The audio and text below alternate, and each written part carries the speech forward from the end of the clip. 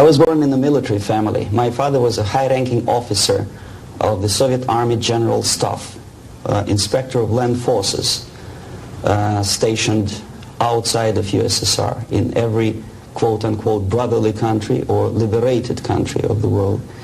I graduated from Oriental Studies Institute, affiliated to Moscow State University in 1963.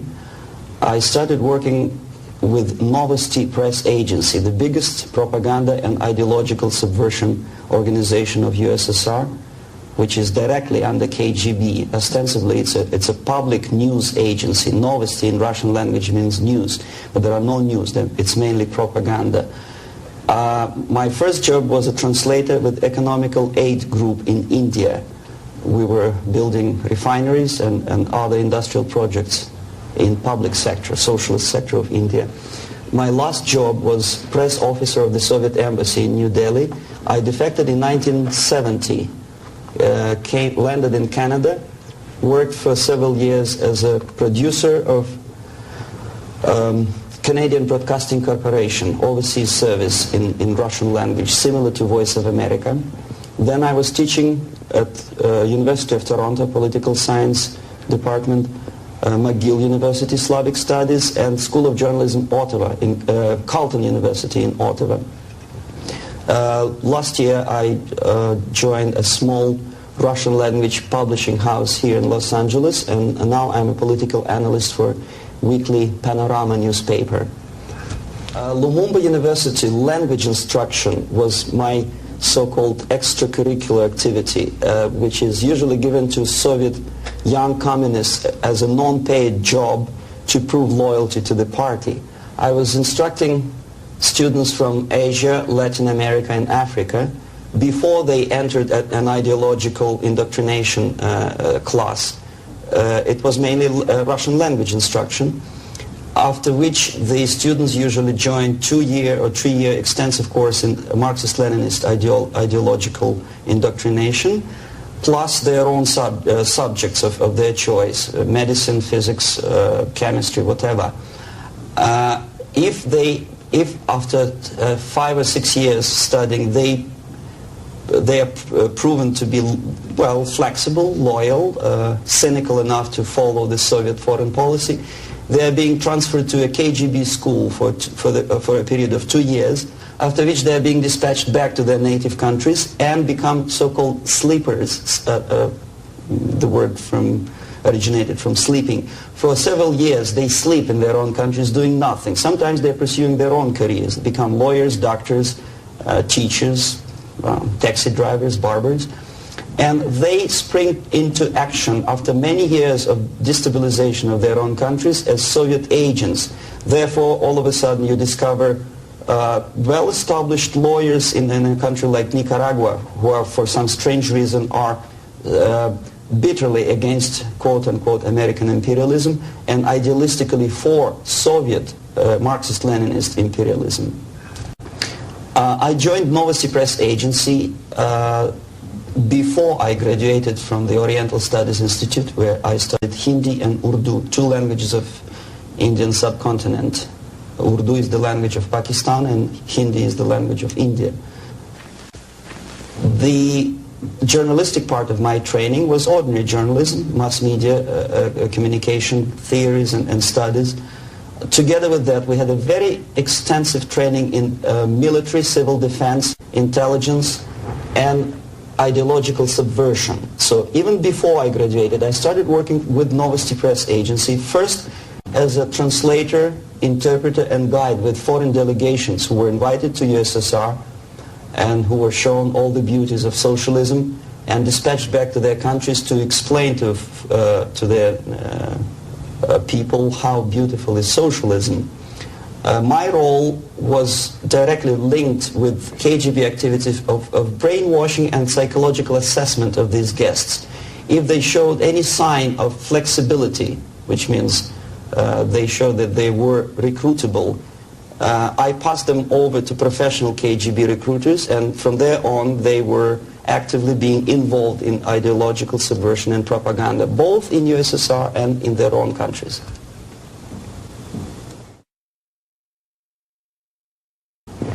Well, well, decision of course was very painful and difficult. But on the other hand, I didn't have any illusions or allusions about the Soviet system and communist or socialist system.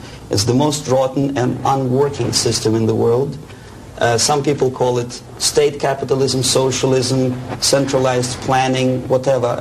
It doesn't really matter what kind of name you attach to the system. Basically, if you're a religious person, it's a devilish, satanistic system which appeals only to the most primitive, negative side of human nature. The basis of that system is denial of private property, human dignity, and personal responsibility, and of course any religious affiliation of a human being to God as a supreme being. My dissatisfaction, disillusionment, if you can call it, because I never was illusioned with the communism, started as early as from age 6, I guess. The first shock was after the Second World War, when most of the children of my age understood that United States is the friend with whom together Soviet people defeated Nazism, German fascism, all of a sudden turned into an enemy. And all of a sudden the propaganda turned 180 degrees around, and we were brainwashed in the spirit of hatred to everything which is American. But how could you explain to a child of 6 years old who owes his survival to American Spam, condensed milk, egg powder, and things which you probably people never remember because nobody eats them these days, Spam meat, you know what I'm talking about? How can you explain to them that these delicious things came from an enemy who wants to subvert and destroy us? It's impossible, because the child remembers when he was hungry, he was eating Spam and drinking condensed American milk with the American eagle on the label. So all the efforts of the Soviet propaganda to convince me that America is bad was futile, naturally. That was the first shock. The second was this 20th Congress of the Soviet Communist Party, when Khrushchev revealed the atrocities of Stalin, terrorism, and murder, systematic murder of millions of innocent people. That was another greatest shock. And the third shock, of course, when I was already grown up, a student, invasion into Czechoslovakia in 1968. That was the last point. And when I was in India, acting as a Soviet official, a Soviet diplomat, I understood that sooner or later I have to defect and to explain what exactly I was doing in India. I fell in love with that country because at that time this country didn't do any harm to any neighbors, least of all to the Soviet Union. And yet we did so much harm to that country that I decided to defect and explain it, first to Indians, then to American politicians, intelligence communities, and media. Unfortunately, I didn't have much success because my stories were treated with a great skepticism. I was called paranoid, McCarthyist, fascist, Cold War maniac, and other names which I don't want to mention here. And it took me quite a number of years to understand that I'm talking to people who are trying to prevent average American from knowing the truth about communism. The basic methods are not that much different from activities of any public relation officer from any big company. Say Coca-Cola, I bet. They have their own department of public relations and press relations.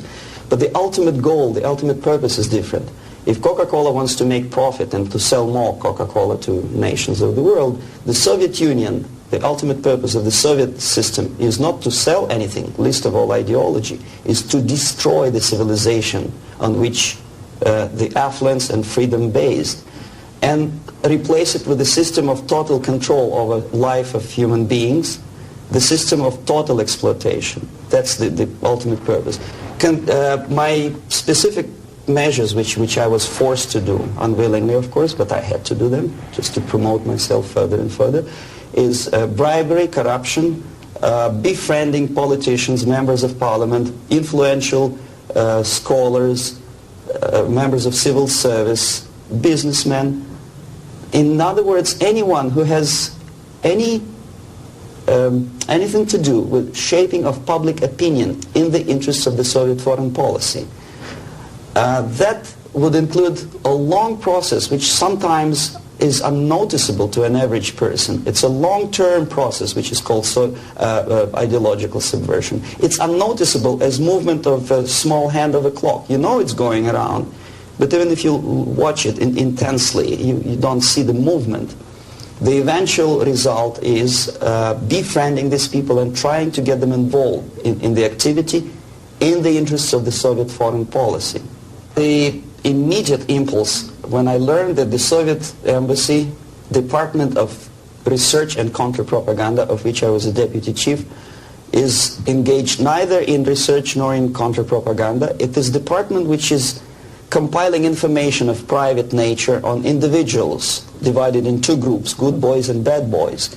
The sympathetic people were promoted in media and public life. The people who were opposed to the Soviet foreign policy were blackwashed, blackmailed, and destroyed, first morally and sometimes physically too.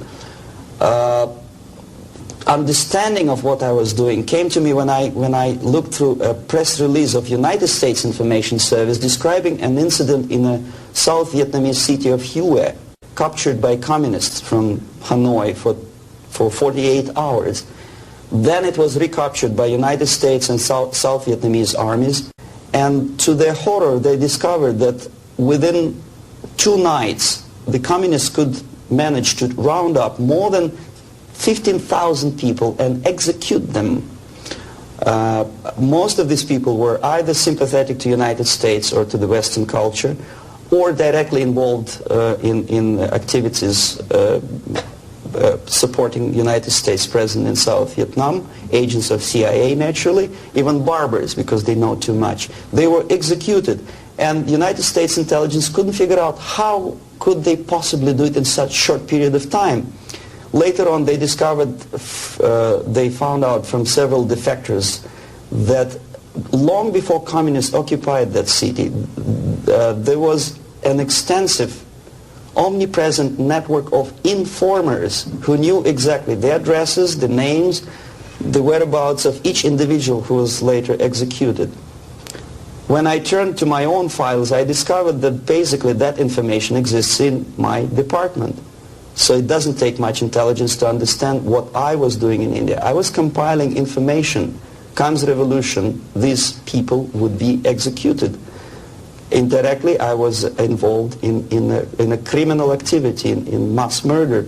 I decided to defect and explain it to Americans, and the response I already described. I was called a paranoid.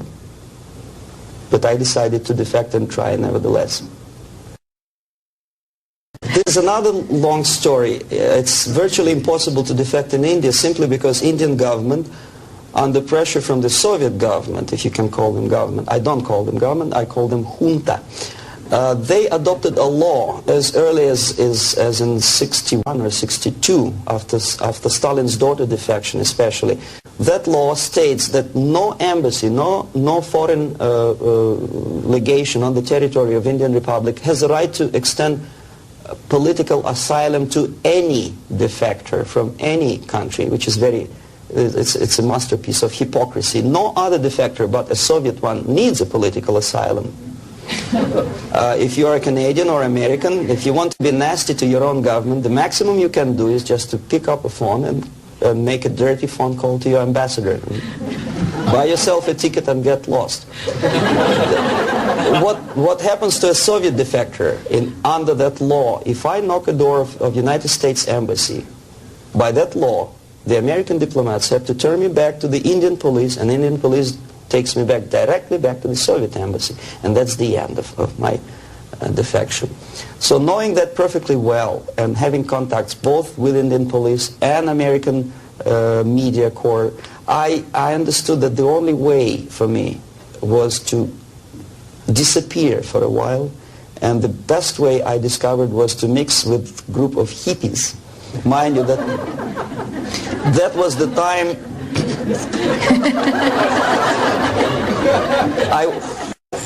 I was 13 years younger, so I looked slightly different, of course. I studied so-called counterculture in India. Sometimes good, sincere young people who wanted to study Oriental mysticism and culture and religion, but most of them were simply easygoing individuals who were delighted with exotic life and the easiness with which they can purchase hashish and other drugs in India. And sometimes they traveled Indian subcontinent without any identification papers. So the best way to escape detection was to mix with the group of hippies and travel in India until the campaign in the media and in the police search will subside. All the newspapers in India carried my picture and announcement of the police that anyone coming forward with information about my whereabouts would receive 5,000 or 2,000 rupees. Knowing that perfectly well, I just walked India barefoot with beads and blue jeans, smoking hash and enjoying life. Until I found sympathetic journalists who smuggled me from India to Greece. Mind you, that was a military dictatorship at that time. Then only I approached American CIA, and they helped me to land in Canada as a legit, ordinary immigrant. So now I'm a Canadian citizen, as you can see from my patriotic tie. Canada is a kind of middle of the road country where there are so many various ethnic groups that another strange character who speaks both Russian and English and two Oriental languages, I didn't have any problem fitting into academic circles, and first being just a student at University of Toronto and later a producer with the Canadian Broadcasting Corporation. I think it was successful, and until and unless there'll be follow-up to that movie, it will remain as an open wound in the United States, as a scare tactic, which in this particular case I'm not sure whether KGB paid for production of that movie or not, but it's totally irrelevant. What is the most important, unless after seeing the tragic sequences of the nuclear attack, American population is not explained what to do about it. If you still stop at that and let it be, obviously, this is the scare tactic, this is the greatest harm done to United States by Americans, by American filmmaker. I bet Andropov and all his disinformation system could not possibly do that much harm to the United States. When you see something obviously sponsored by the Soviets, you understand, well, this is propaganda. You may or may not agree with this depending on your background and intelligence and education. But here it's a subtle approach, playing on the most sensitive strings of your soul, appealing to the most basic instincts of human nature, survival. But there are no answers. How to survive? Well, obviously, disarmament is not the answer, simply because some people naively expect Andropov to blush out of shame and reduce the number of warheads. It doesn't happen this way. We are facing unresponsive, irresponsible group of people for whom nuclear war is not a theory, it's a practice, and the military strategy of the Soviet Union is designed to do nuclear war and to survive and possibly to win. I started my military training when I was 6 or 7 years old, when I entered secondary school, and I graduated in '63 after almost 15 years of continuous training as a junior lieutenant of reserve of the Soviet Army. And psychologically, every Soviet citizen is well prepared for war, nuclear war. And technically he is equipped with facilities and the knowledge how to use it in case of war or natural disaster. It doesn't matter. Survival tactics and survival methods are taught extensively in various manners. They are exposed to documentary movies about nuclear war. They know the technical data of radiation or contamination of air and land. They know the organizational patterns of civil defense to such an extent that even if there is no nuclear attack, even if there is a conventional warfare, each individual at a certain time knows exactly where to go, what to do, where is the shelter, whom to call by telephone, which is not the case, unfortunately, in the United States. I think if a bomb, ordinary bomb, maybe a stink bomb is dropped in the middle of Los Angeles, most of the people will not die of atomic radiation. They will die of panic. They will run, and the traffic jams and the panic will kill more people than anything else. And where do they go? Is there any literature about how to protect an individual? Is the medical first aid treatment? It's not taught to kids in American colleges, unfortunately.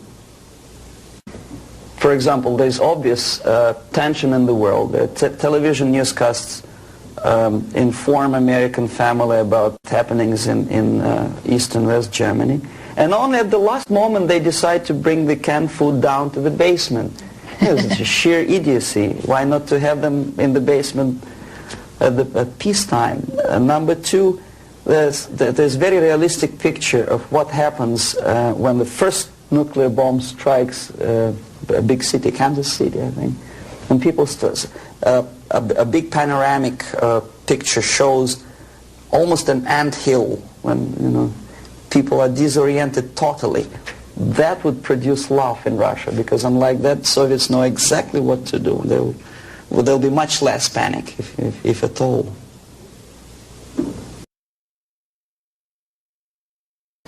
I know about infiltration of KGB into peace movement probably as much as an average American who reads newspapers systematically. But obviously I'm aware that the World Peace Council is a front organization of the KGB. Ramesh Chandra I know personally, both in India and USSR. I worked with delegations of various peaceniks who came to the World Congress of Peace Council in Moscow. I think it was in 1961 or 62. Yeah, it was before Cuban crisis. And at that time they struck me as people who are pathologically unable to see the truth, not to talk about the military aspects. When as a translator and a guide, I used to take them to places in Moscow which are not supposed to be for foreigners' eyes. They didn't want to see it. They had their preconceived ideas. They were suffering from self-importance. They thought it's a great honor to sit in the Kremlin, in the Palace of Congresses, next to a debile from Kremlin, and talk about peace as if that person from Politburo means anything in peace movement. Self-delusion is the most predominant phenomenon among these people. Ramesh Chandra is a very shrewd politician who takes advantage of naive, misguided, idealistically minded, sometimes sincere people. But he is, my impression is that he's totally sold himself to the Soviets. He receives his payments or royalties or whatever you can call it in the form of prizes. Of course, it's very embarrassing if you approach a person of his caliber with money, with cash, and say, "Here, Comrade Ramesh Chandra, there's money for your propaganda in the interests of the Soviet Union." It's very unpolite. So instead, the Soviet Union creates artificial international bodies such as Jawaharlal Nehru Peace Committee, which consists of various progressive leaders, writers. Sometimes they're known figures and philosophers, educationalists. Sometimes they probably feel that if there's no other possibility to express the desire for peace at least there is some legitimate overt activity where they can express themselves. That's okay. And they think they are too smart not to see that part of it is Soviet propaganda. They think, okay, we are smart. We are not going to allow them to use us for propaganda purposes. This is wishful thinking, because after 5 or 6 visits to USSR, everything is paid by the Soviet government. After spending several vacations on a Black Sea coast in luxurious atmosphere with 2 or 3 nice girls, interpreters, lots of vodka and caviar, books published, vapid books which nobody reads in the United States, all of a sudden published in millions of copies in USSR in various languages, that tickles their ego. They think they are somebodies all of a sudden. It's difficult to resist the temptation. Ramesh Chandra is exactly that type of personality. He was approached at a very early stage, and he didn't have willpower and moral principles to resist the temptation, to resist the approach. And by now he's just a pawn in the game, high-ranking pawn. And if he is dismissed or dies natural death, there will be another, the line of people who would like to take his place.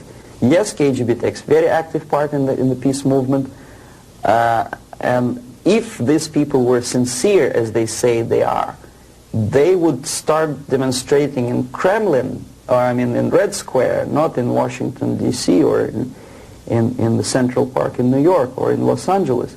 But they don't have courage, they don't have guts to go to Russia and protest against the nuclear armament of the Soviet Union. Therefore, I agree that they are misguided, but I think they are cowards.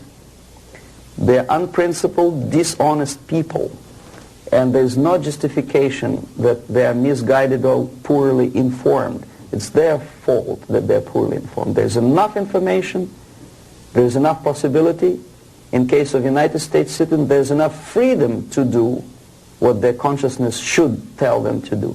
Go to Russia and protest against armament.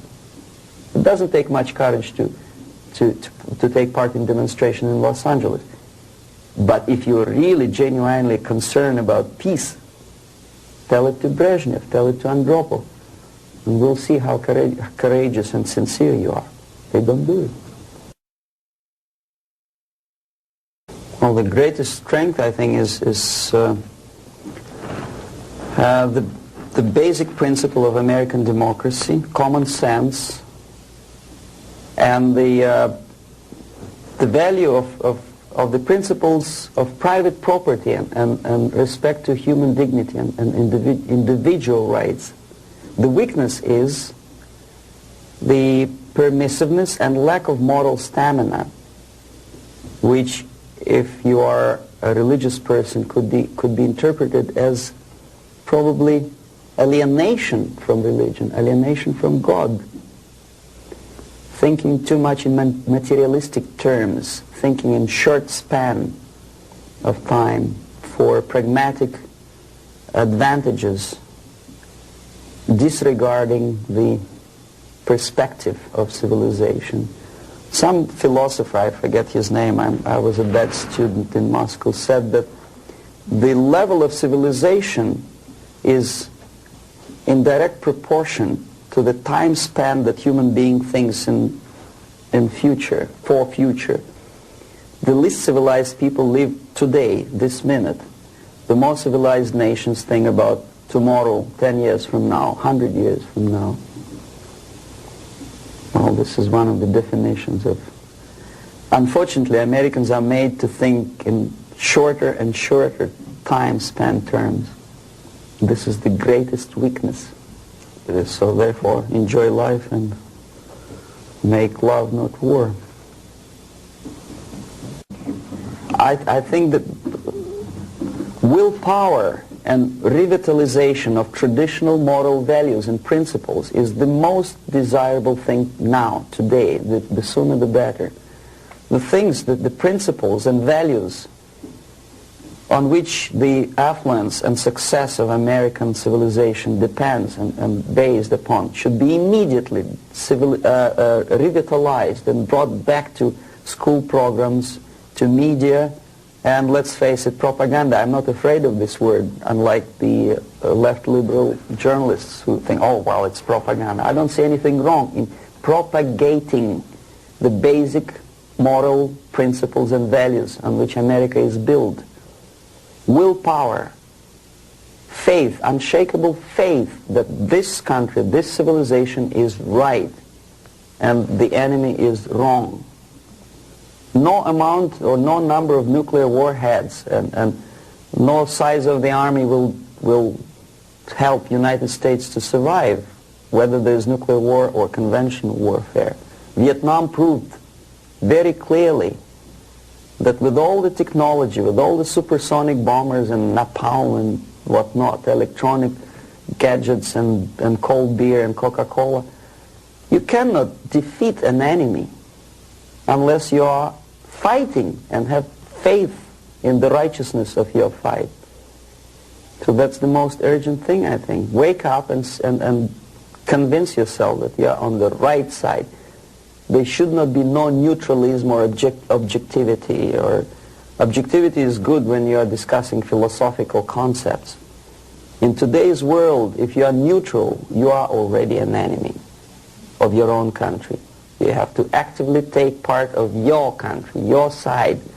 One of the reasons of my defection is that I took side. I was decided to take part, to take choice, to make my own personal choice. For some strange reason today it's very fashionable, it's considered to be an intellectual chic, not to take sides. Academic media, academic circles, Hollywood stars, politicians, they think it's very fashionable, it's intellectual to be non-allied, non-committed, neutral. It's not intellectual, it's suicidal.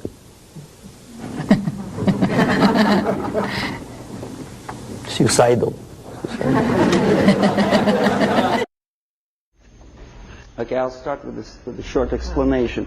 I'm going to show you some slides now. The things that you're going to see, there's nothing new actually. They're reproductions from various media organs in the United States, USSR. Probably you see these pictures 100 times a day. I'm going to give you a different viewpoint on the same things, same facts that you see, and probably don't take much trouble to understand and think what you are seeing. I don't know if you heard my introduction. I'm an ideological subverter, yes, from Russia. Okay. Okay, it's the idea of showing the slides to you is just to provoke questions in your mind, and later on, if you still have patience with me, I will explain how exactly the system of ideological indoctrination and subversion works. Well, we know that we are living in a time of peace, and we know that recent walkout from the Geneva talks by the Soviets is centered around the nuclear arms and rockets. We don't see much about the Soviet preparedness, a Soviet viewpoint on the military strategy. Well, this is a selection of pictures, only pictures. Confucius said that one picture tells more than 1,000 words.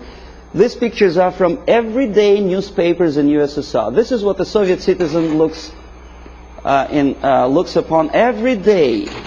Basically, this is a militaristic spirit, pictures of foreign delegates observing the rockets passing the Red Square. The idea of invasion, unlike in the United States, is not being criticized by the Soviet media at all.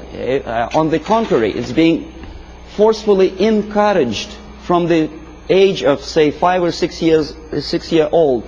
Every Soviet student or schoolboy has to go through military training. This is a picture from a special military school where young kids, well, maybe 4 or 5 years old, are being trained to be future officers of the Soviet army. That's what they do when they grow up. These are the Soviet sailors, Navy officers in a foreign country.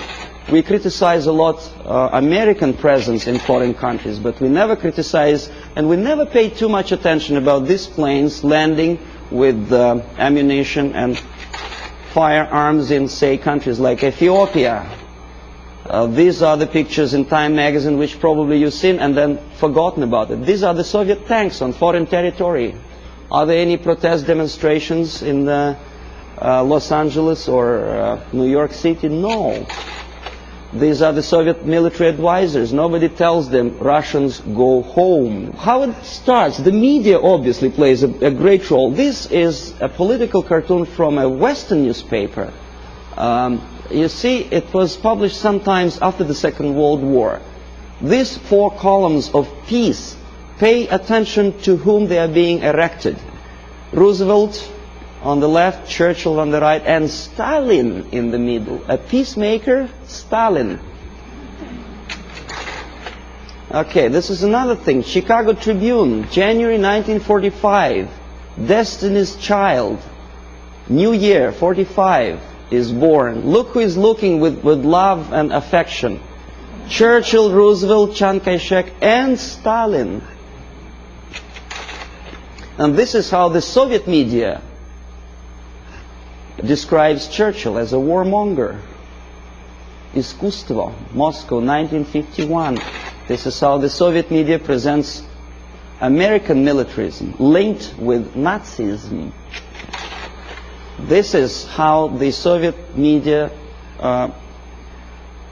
illustrates South African colonialism, not much different from a political cartoon in New York Times or Los Angeles Times. As a matter of fact, almost similar. Growth of inflation due to military expenses. A political cartoon from Pravda newspaper. It could be published as it is in Los Angeles Times. Nobody would wonder. NATO is criticized by the Soviet media, but so it is by the American media. Law and order, justifying the former military criminals. This picture.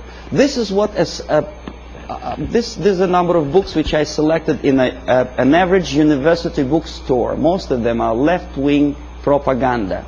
Erich Fromm, May Men Prevail? The Indochina story, of course, from the viewpoint of left. Lenin's work, How to Deal with Communists, by a former ambassador to USSR. Marx and Engels, Lenin, Herbert Marcuse. The communist movement. These are the books which are included in the list of reading for an average student of political science department in any college of Canada or United States. These are the books which are on sale in United States and Canada. Soviet propaganda. These are the booklets and magazines published by Novosti Press Agency, for which I worked for 12 years. No restriction for these booklets. I found them on the campus of Toronto University. Half of these books I edited myself when I was working for Novosti in Moscow.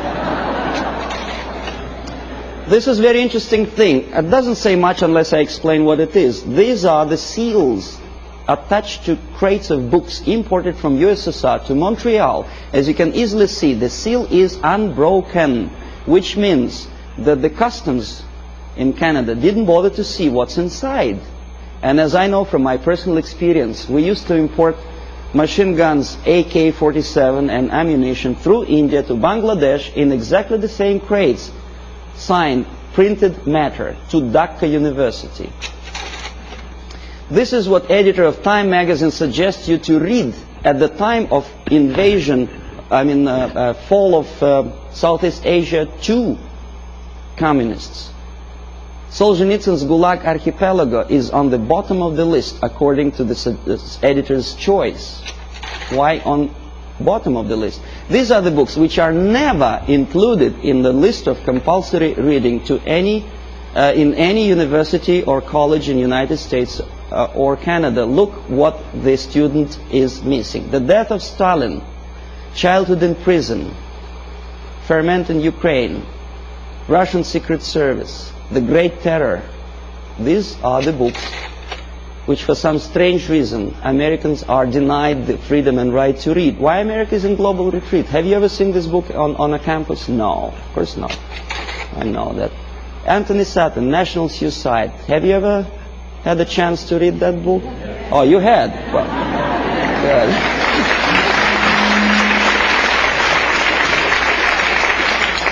This is another very interesting thing. A description how drugs penetrate into Western society originated in communist world. For some strange reason, that textbook is never included in the list of compulsory reading for students of political science or international affairs. This is the book written by a former member of Communist Party in Czechoslovakia, explaining the tactics of subversion. For some strange reason, it was not published in the United States or Canada. The author had to pay for the publication himself after defecting to the West. This is another interesting example. Exoneration and Ultimatum, written by Richard Romer, a science fiction novel about invasion of the United States into Canada to expropriate the oil and natural gas resources in that neighboring friendly nation.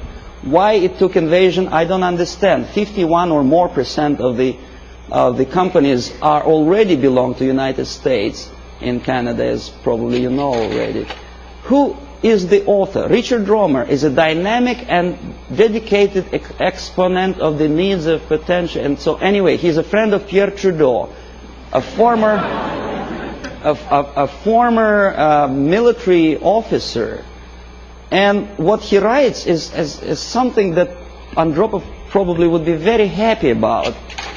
He describes a situation when the only thing that saves Canada from United States military occupation is a call from Andropov to the President of the United States, threatening him with the reply or with the military answer to an invasion of Canada by United States.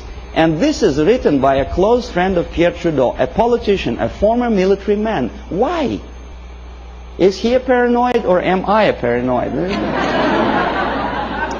These are the three books published almost simultaneously, sometimes in the middle of 70s. CIA and the Cult of Intelligence. CIA Diary by Philip Age and the KGB by John Barron.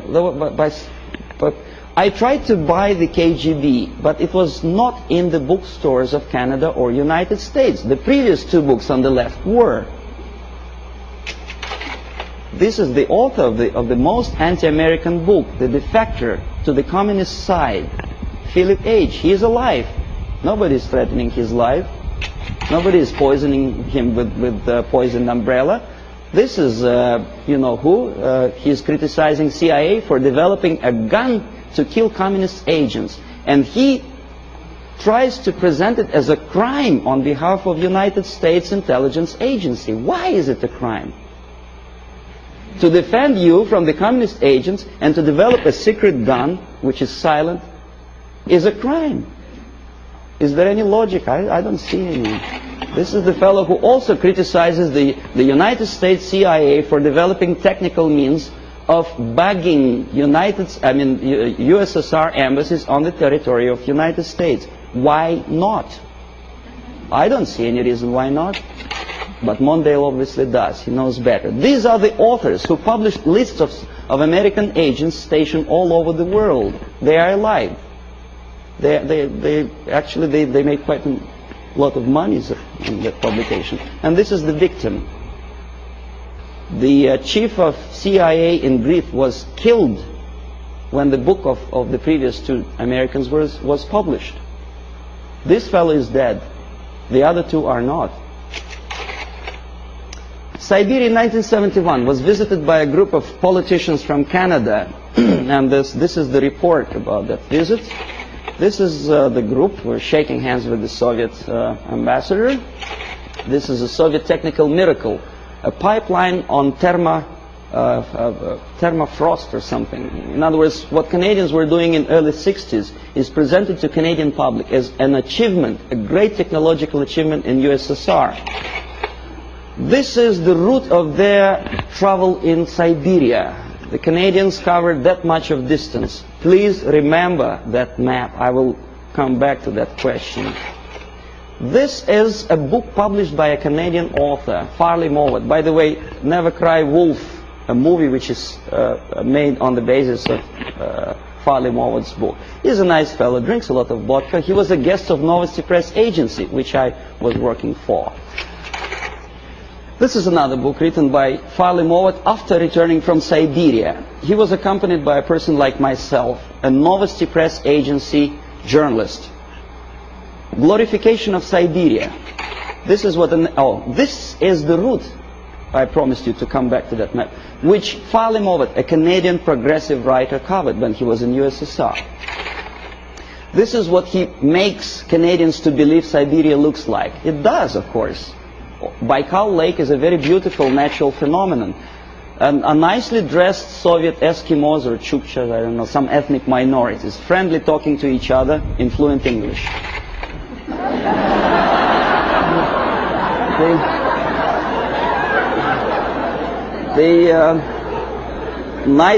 Nice motel somewhere in the middle of Siberia. Huge hydroelectrical projects. It is true, it is built, but they never mentioned by whom. And this is what I eventually wanted to show you. These are the two routes. First one in red ink by Canadian government delegation. In blue ink by the author Farley-Mowat, accompanied by Novosti Press Agency. The black dots are locations of Soviet concentration camps. These people were shown the places where the slave labor is being used by the Soviet government, if you call them government. I call them junta of mass murderers. But there is not a single mentioning, not a word, that those beautiful electric stations were built by slave labor. This is what Canadian reader will never see in the report by Canadian politicians or the progressive writer Farley-Mowat. You say, well, that's Russia. This is not a kindergarten. This is a prison for children of prisoners. These are the houses. If an American contractor would build a house like that, I think he will end up in jail. But this is what is being shown to some naive foreigners as achievements of Soviet technology. Naturally, if you follow the editor's choice and advice, you will never understand that the description, the most detailed description of Soviet concentration camp system is put on the bottom of the list. You say, well, maybe in USSR the concentration camp is nothing surprising. Well, this is a concentration camp in Southeast Asia, in Cambodia. Same thing. Slave labor. This is what happens to slave laborers when they don't obey the orders. They are being executed, not by firing squad, because bullets are too expensive, by shovels, crushing skulls. This is the victory of communism for you. This is what happens to their children. And this is the originator of this slaughterhouse, Cambodian Premier Pol Pot, during interview with Time magazine. Very nice, plump, fatherly image.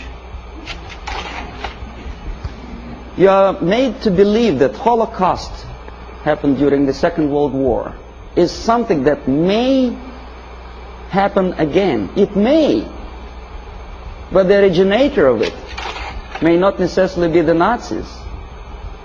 We don't have any Nazi submarines roaming around the shores of the United States and Canada. We have liberation forces. That's what Holocaust. This is happening right now, after the so-called National Liberation Movement. This is a still from a movie, Holocaust, a television production. The Nazis are shooting the prisoners, the Jews. We are made to, well, it's horrible, of course, there is no denial. It happened many years ago, and the tactic, which I will explain you later if you have patience with me, is sidetracking your opinion from present danger to the past.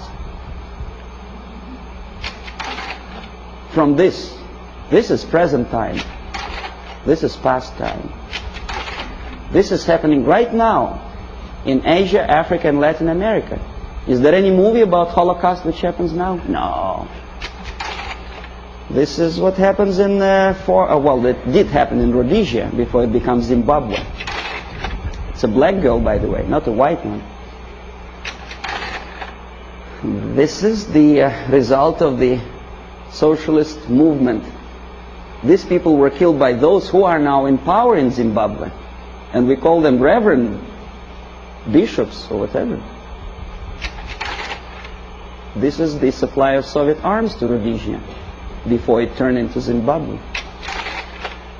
And this is a very interesting picture. A poor South African is showing his internal passport, saying that there's no freedom and he has to live wherever he is assigned to live by the police. For some strange reason, not a single media outlet in the United States makes a comparison, because in Russia every citizen have a passport like that. And the Asian ethnics in USSR do not have the right to live in those areas which are designed for the whites, and the other way around. But we are getting emotional about this passport. Why not about Soviet passport? The answer is flowing in the wind, how they sing. Okay, the feeling of guilt. Open any magazine, there are lots of pictures like that. Hungry people asking for your dollar. Donation. Think about it. Emma De Leon has no one else to turn to except you. See how many pictures? I collected them within 1 week. And who helps them? Rock stars. Through United Nations, UNICEF. And how they use this money? They buy arms. Have you noticed that countries like Philippines never ask for donations? Why? Because they have free market system. Oh yes, they have military dictatorship, oppression of civil rights. But for some strange reason, only those countries which are already liberated by Marxists are asking for your donations. Why? And when they get these donations, will you be my friend? This is what Time magazine wants you to think. If not, the implication is this is what's going to happen. Kolwezi, when white miners stationed in this small country, African country, were murdered by so-called National Liberation Movement. This is the result. Raped and murdered after your donations. And who is supporting these movements? Of course, United Nations.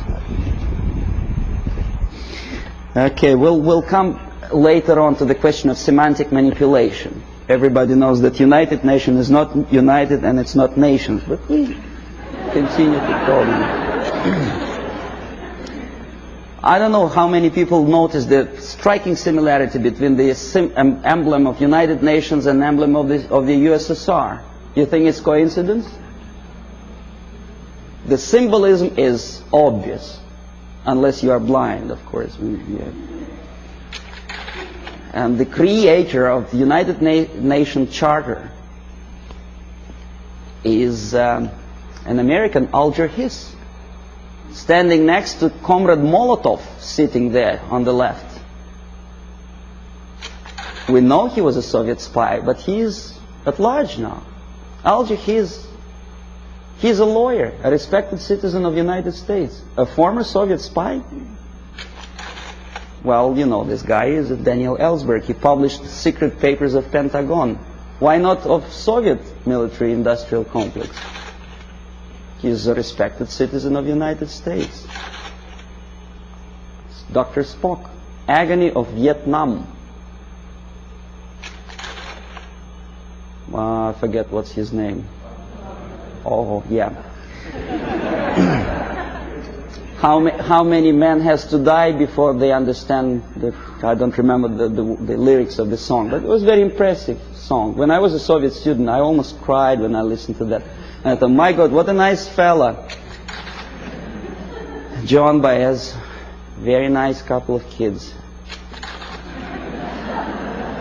Jane Fonda, she was crying on location in Vietnam, beautifully filmed by American Hollywood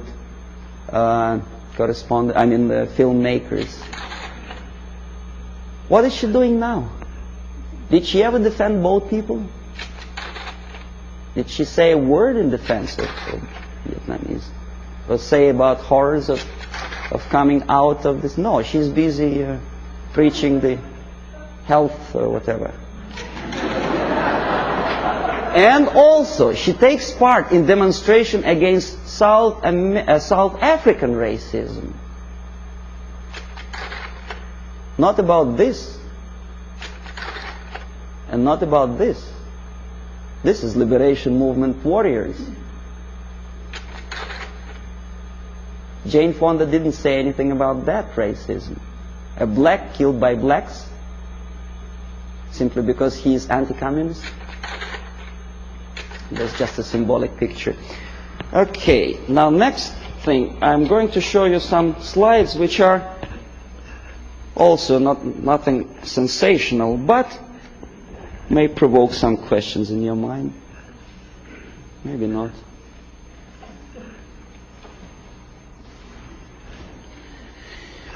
Okay.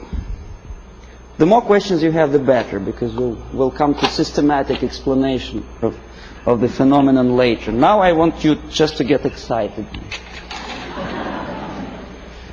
Hollywood actress talking to Fidel Castro. Nothing wrong, of course. Depends what is the message or what's the subject of talking.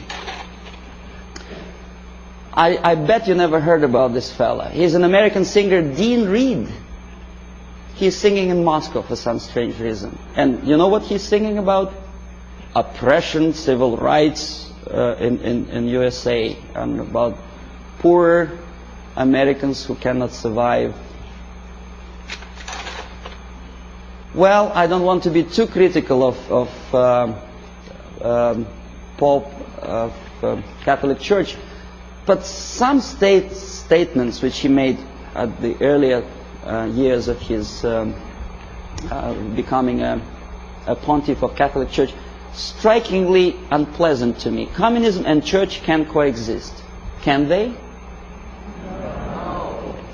Well, you should ask Russian Orthodox priests who were literally exterminated by the Soviet communists. Communism and church can coexist. I don't think so. Catholic Times. I collected this newspaper in a Catholic church which I attend, although I'm Orthodox Christian, as Russians, most of them are. But I do come to Catholic church because my wife is a Catholic, so I don't see much difference, because God, I suppose, is one, so Jesus Christ is also the same which church, whichever you go. But Christians and socialism is something that doesn't really appeal to me. I don't know, how about you? Social justice central to gospel, is it? I never heard about it.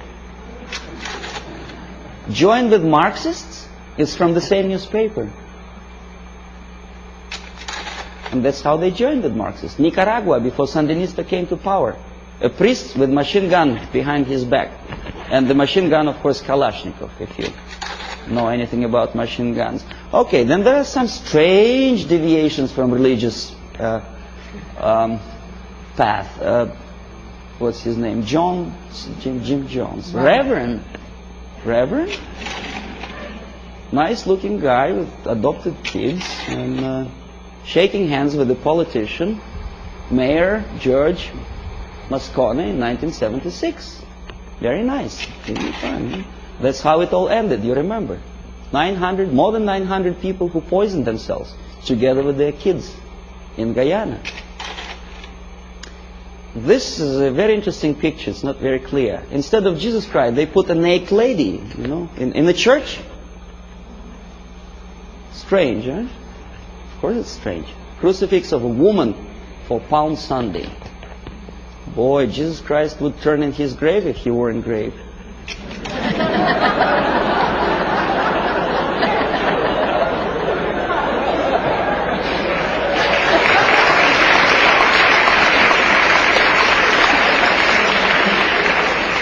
Now this is something that also indicates some strange occurrences within the framework of organized religion. In Struggle, a paper with hammer and sickle, published by a Canadian group of Trotskyites, very dynamic, extremely radical group.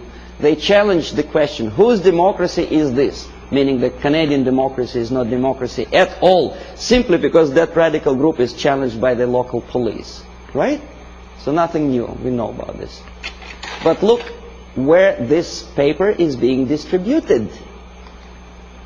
Political repression, Friday, October, Battle Street, United Church.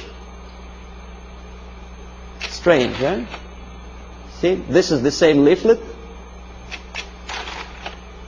enlarged. This is another thing. President Carter handed over an antique crown belonged to Church of Hungary to the present communist regime of Hungary. Why? I don't understand. To make them friendlier to church? I doubt. Feminist movement. I don't know how you feel about feminism. I don't think that to be equal with men, you have to politicize your movement. You cannot legislate equality. You have to be equal. But that distracts your mind from real issues of family, loyalty, and well, if you feel moral foundations, and they make a great political capital on that. First Lady of the United States sitting to some kind of, I forget what her name was, exposing her tits to the media. I mean, this is, and by the American media standards, this is something normal, acceptable. A First Lady of the United States together with a lady who burns her bra. I don't know. Well, ladies in the army, of course, I don't know what's your opinion. I never heard about girls in the Soviet army, especially in the infantry force, simply because when they have period, that may create a problem for invasion of, say, Afghanistan.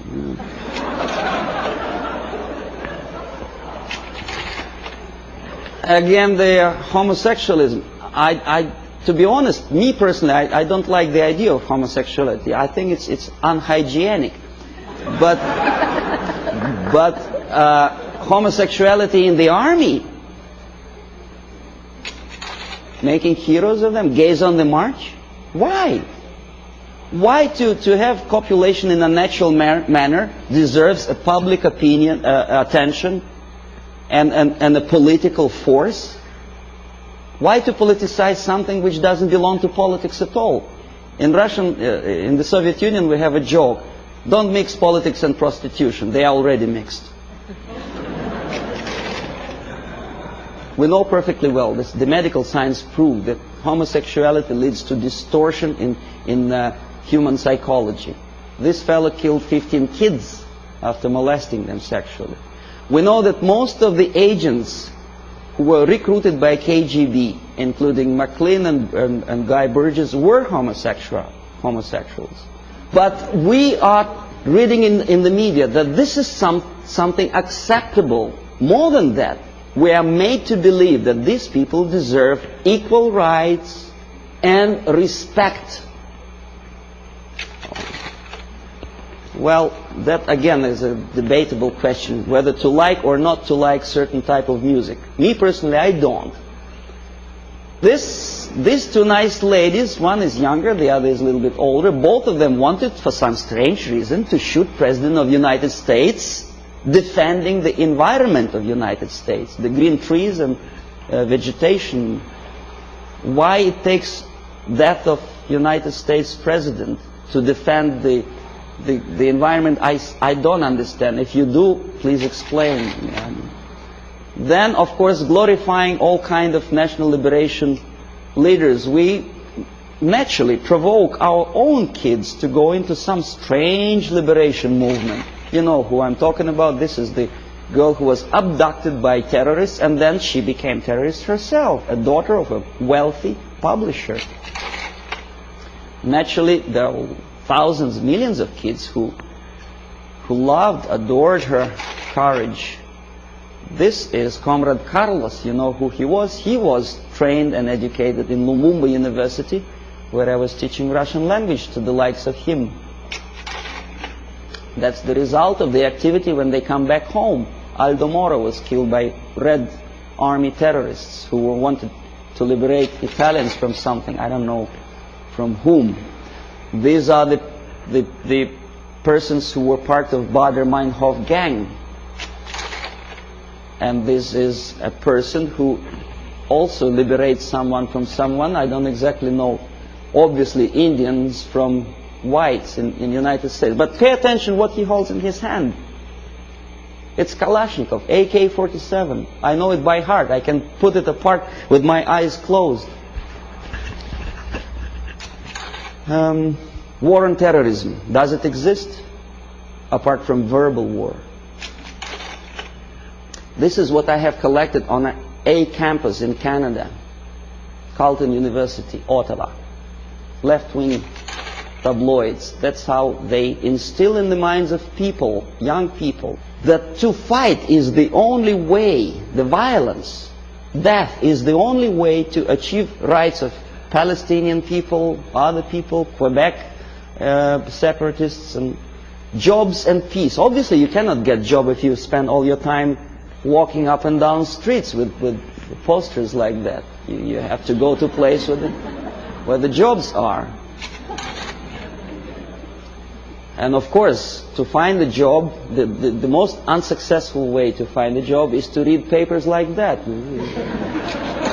Don't feel like working. This is something another. This is a Playboy magazine. Probably you heard the story about Larry Flint, how successful is he to attract attention of media and public opinion by doing crazy things, getting involved in court case of the car manufacturer. Why he wants to do it, I don't know, but what he does attracts some strange mass attention. Playboy magazine makes jokes about Russian sex. That's the image they want to present to American people. But they don't explain to American people that the process of demoralization is not a question of joke. This is Portugal after socialists came to power. On your left is a prostitute who was imported from East Germany to Lisbon. A communist prostitute in a country which is just had its successful socialist revolution. Very interesting. What for? To make money? No, I'll tell you later. On the right, pornographic literature in a country with strong Catholic moral principles. Well, I don't know how many people of you like to drink alcohol. I did. But I noticed that some ads in magazines have some strange desire to joke about alcohol. And the jokes are closely related to justification of Soviet, Russian presence. A prominent Russian joined the secret service. Something to joke about while you drink vodka. I don't see any humor in that. Do you? I don't know. Okay, this is a number of advertising of alcohol for which Canadians get into hot water. Comes the revolution, anyone can drink McGuinness vodka. Alberta vodka is superimposed on the picture of cruiser battleship Aurora.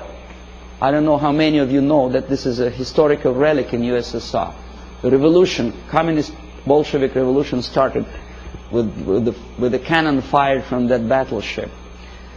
And obviously Soviet embassy was insulted, so they sent a protest note to Pierre Trudeau. And the picture was removed from the magazine. When I was teaching at Carleton University in Ottawa, my superiors forced me to do an IQ test with two groups of my students. The idea was to answer about 100 questions, to give answer, yes, no, or undecided. The more undecided or negative answers you give, the more, according to the compilers of this test, you are adaptable and useful to society.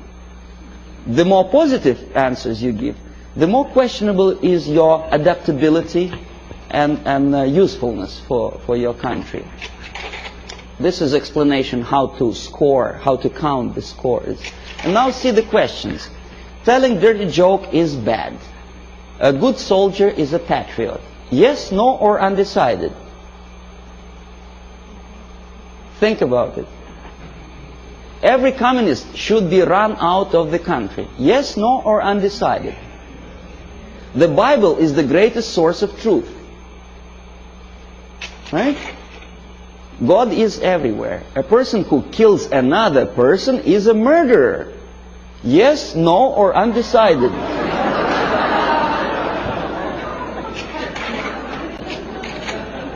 Okay, now, if you don't believe me, let's come back. See, I want to repeat you once again the conditions of the scoring. The more undecided and negative answers you give, the more you are adaptable and flexible and useful for the society. Do you understand what they are doing to kids? Okay, they are doing two things at a time. They teach them moral relativism. They teach them how to lie to get a greater score. Because obviously a child would say if a person kills another person, he is a murderer. But for the sake of getting a higher score, obviously a student would put no or undecided. So you teach your kid how to lie to be successful and to look adaptable and useful for society. Well, obviously I had to do that test, but I added one more question to that thing. My own question. I said, what kind of society you are going to be useful to?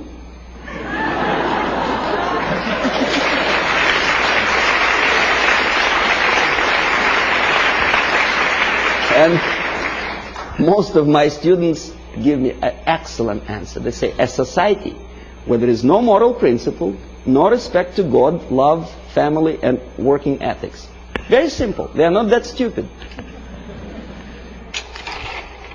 Here we are, Comrade Brezhnev.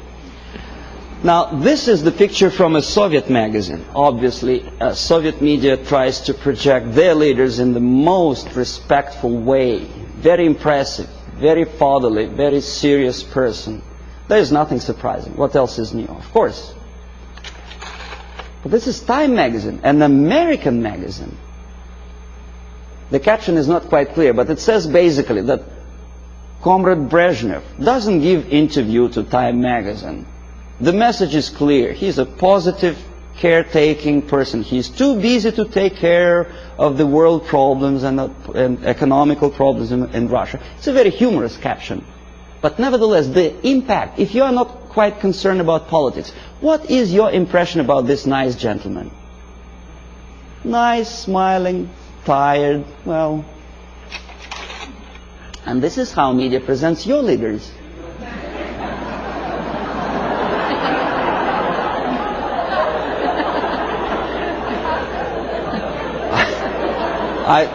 I don't know whether he deserves to be presented like that or not. This is a different question.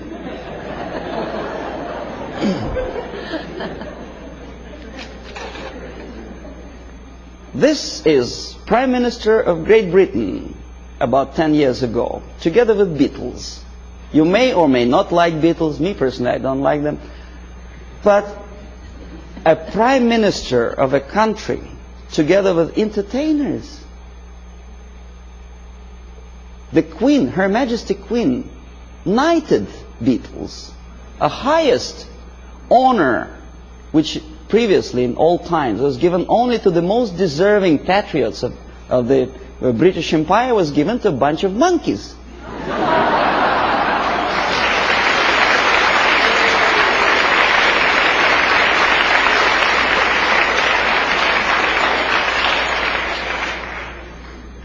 Valéry Giscard d'Estaing is playing football. He's our guy. He plays piano. No, never mind what he does for politics or world problems. He's nice, charming personality. Helmut Schmidt is taking part in a circus performance. Nice, charismatic leader. Never mind what his policies are. He's popular. He's in the section of People of Time magazine. First Lady of the United States together with the pop singer, folk song singer. Well, so what? You know, we had a saying in Russia that in old times, clowns were entertaining the royalty. Today, the mightiest of the world think it's a privilege to appear with entertainers. It's just the reverse of the old principle, you know. They are the entertainers of entertainers.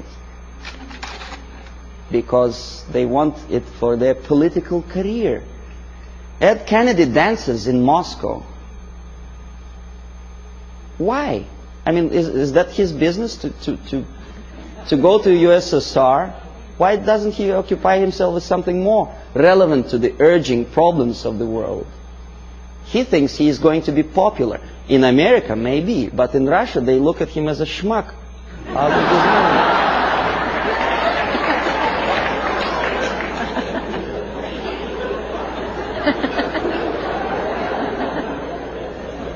Senator McGovern is talking to a gorilla somewhere in Africa. Not the gorilla monkey, but a young member of National Patriotic Movement. The movement which is indoctrinated by the Soviets, armed and paid for. He thinks he's smart and he's something to admire. I bet the guys who are standing behind don't think this way at all. Well, Kissinger just by mistake is here. Would you buy a second-hand car from this?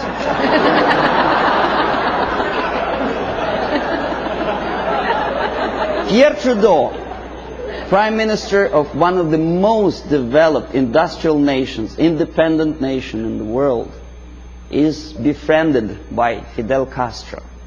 If you remember, Canada never stopped trade relations with Cuba, despite the urge from the United States government's administrations not to sell Cuba strategic technology and materials. No, he wouldn't listen to the United States. He smiles at Fidel Castro. Meanwhile, his wife, estranged wife, Margaret Trudeau, is talking to rock star. I forget his name. That's it. That's him, right? And he is posing for pictures like that. That's the Prime Minister's wife? That's her too. In French Riviera with some Hollywood actor. Why? 50 years ago, for a thing like that, a Prime Minister would have to resign. It's a shame for a nation. Not anymore. Okay, now détente. It's another debatable question. Why we are so happy, Comrade Nixon?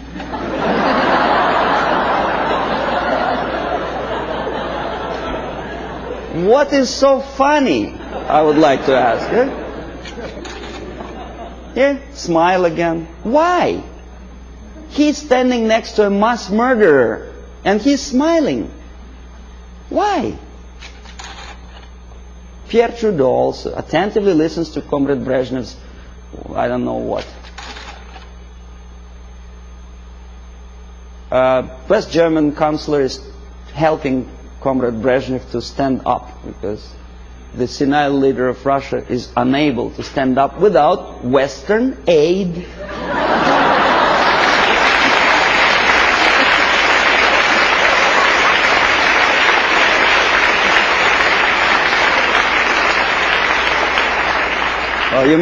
You may say, well, it's West Germans, they're too close to Russia, probably they do it just in case.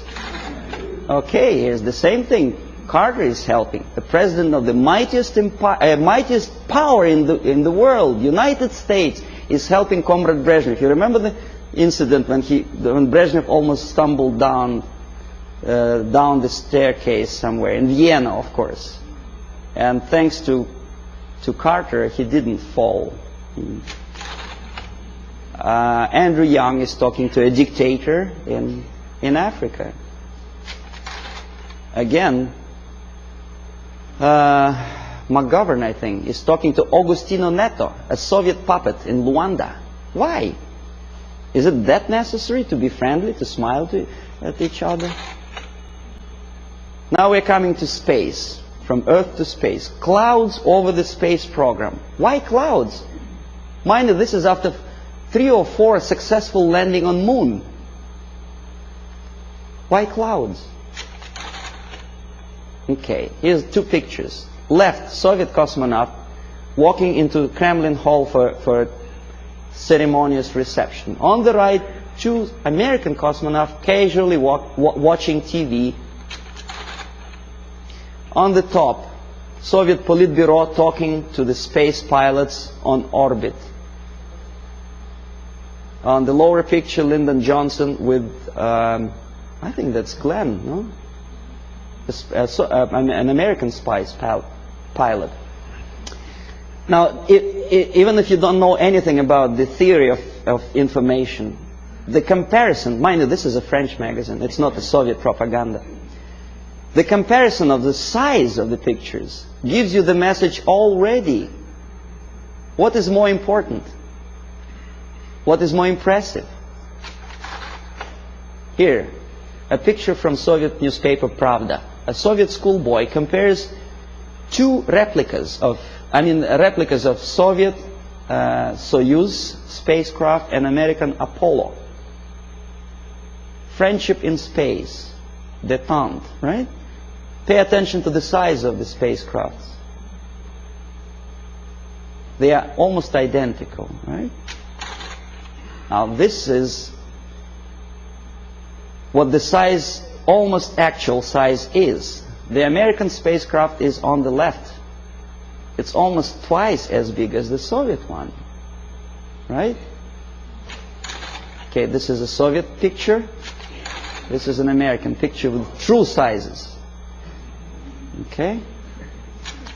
You say, well, Soviet media, of course, tries to diminish the successes of the American space program. Now, this is an American media. On the left, a Soviet moon walker or Soviet probe on moon. On the right side, an American space Volkswagen, as they say. It actually was used on the surface of moon. The sizes are almost identical, right? Wrong. The thing on the left is the size of a tea kettle. In other words, about 100 times smaller. But Time magazine does not explain it to the readers. An average person in the United States has an impression that the junk on the left is as important and as successful as the masterpiece of technology produced by American mind and ingenuity. Okay, you remember Skylab? There was a time when it was just about to fall down on the United States or any other country. And the Pentagon was very worried. There were pictures, there were discussions on TV. Some strange characters even started joking about it. See the Skylab target. A lot of emotions expressed about the failure of United States Skylab. A lot of bitter opinions were expressed about the unnecessary spending on space research. But when Soviet nuclear-powered satellite fell on the territory of Canada, there was no protest demonstrations. There were nothing like that. Nowhere in the world. Ask yourself why. According to some information, this was not a satellite at all. It was a flying atomic bomb. Canadians spent something like $15 million just to find the junk on their own territory. Thanks God it fell in inhabited areas of Canada, in Northwest Territories, where only penguins live. But what if it fell on Toronto? A flying nuclear bomb? Oh boy. But no protests. Here, Soviet ambassador Anatoly Dobrinin happily looking at the linking of American and Soviet spacecraft. In where? In American Grounds Control Center. This is a picture from Time magazine. This is also a picture from Time magazine. Soviet citizens are watching the same moment, linking of spacecraft. Think about it. Compare. Here, happiness. On the right, American representative of the NASA and Dobrinin, very happy. That's how ordinary Soviet citizens think about the farce in space. They understand perfectly well that linking spacecraft in space is just a fake. It doesn't mean anything. Look at their faces. They are sad. A dream was realized. Was it worth the price? pessimistic question, right? After all the successes of American space program, and the media tries to instill in your mind a doubt, pessimism. Why? Oh, this is a frog. I don't know how much you know about frogs. I'll tell you that a frog can see a mosquito only if it moves across the area of its vision. If a mosquito quietly sits on a grass blade, the frog doesn't notice it. That's the attitude of American media. They do not notice problem unless it moves, and moves close to Hilton where they station.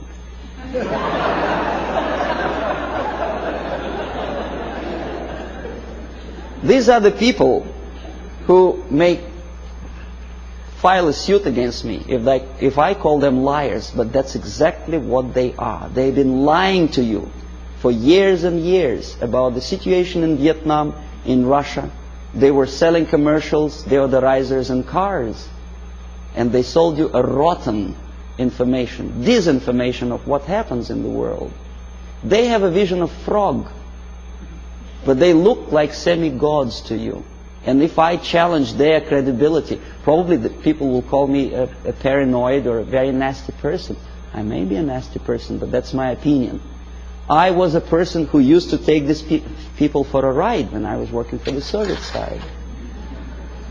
Okay, if you don't believe me here, one of the most conservative newspapers, in this particular case it's a Canadian newspaper, the Globe and Mail, editorial page.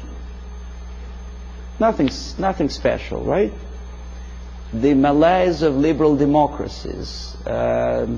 Saving Bhutto, former president of Pakistan, called priority. And then there is another article on the right here. U.S. out to dominate Pacific, Russians claim. Well, obviously somebody's opinion, right? Nothing unusual for an average reader. Russians claim that United States out to dominate Pacific. The idea is that, well, United States is obviously aggressive and they want to dominate something and Russians are unhappy about it. Somebody says. You read an article and probably you may agree or disagree, but you have a feeling, the message of urgency.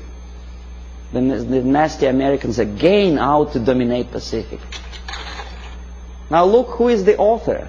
Alexander Malishkin, Novosti Press Agency. Not a word. Who is Malishkin and what is Novosti Press Agency? An average reader will accept this article as a legitimate, overt expression of an ordinary journalist. It is not an opinion. It's a fabrication by an extension of KGB. Novosti Press Agency is an organization for which I worked for 12 years. This is highest example of dishonesty and disinformation. Just one line more would explain to an average reader what is that he is reading. But alas, there is no explanation. Now this is the monument to Mother Russia in former Stalingrad. Now it is Volgograd. The statue is designed to instill feeling of patriotism and I don't know what else. Pride maybe for the motherland. These are the pictures of construction, high-rise apartments in Moscow, glorious achievement of Soviet technology, caviar as an average staple food of Russians. These are the minks and furs that Soviet citizens wear. You know, that's how they look when they relax. Fat, nice ladies, you know. You think it's Soviet propaganda? No, comrades. This is also some fashions, latest fashions from Russia, right from Kremlin, for an average Soviet housewife. Well, obviously, it doesn't take much intelligence to understand that this is not quite true. And obviously, it has something to do with the Soviet propaganda. The myths and the realities of the KGB. You see, you don't see the... From Stalin to Kosygin, The Myth and the Realities, by Avril Harriman, a former ambassador of the United States to USSR. Very complimenting article to the Soviet system. And this is where it comes from. You thought it was from a Soviet magazine, right? No, it's from Look magazine. An American magazine which published that crap. If you don't believe me, I'll tell you that I was a person who accompanied a group of journalists from Look magazine when they came to Moscow on invitation from Novosti Press agency. I made them to publish that thing, for which I was awarded, I received the bonus, a free ticket to Italy for a week.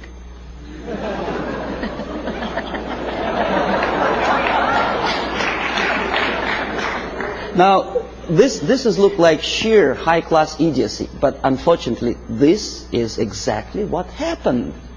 It didn't took me much effort to convince the Americans, to tell the American journalists from Look magazine, to bring back this magazine, to dedicate the whole issue to the glorious anniversary of Soviet Revolution. This is what you were reading in your American magazine. This is how an average American perceived the Soviet way of life. A happy Soviet citizens. This is what an average girl in Russia wears. This is what they eat and drink. This is how they build their apartment houses. And this is how they're fiercely patriotic. Amazing. Anyway, so I will explain you how it all happens. The last two pictures I will not comment. I want you simply to look close into these eyes.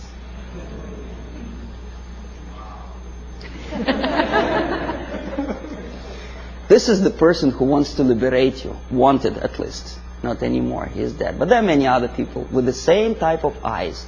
If I were a deeply religious person, my answer to that picture would be, these are the eyes of a Satan. He is. Nice fellow, right?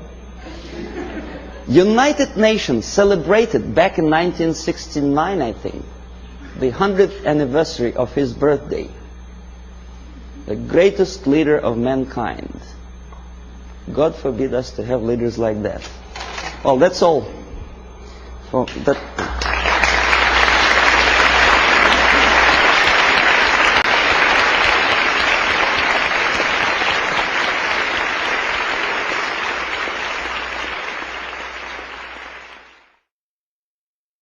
Subversion is the term, if you look in a dictionary or criminal code to that matter, usually is explained as a part of activity to destroy things like religion, government, system, political, economical system of a country.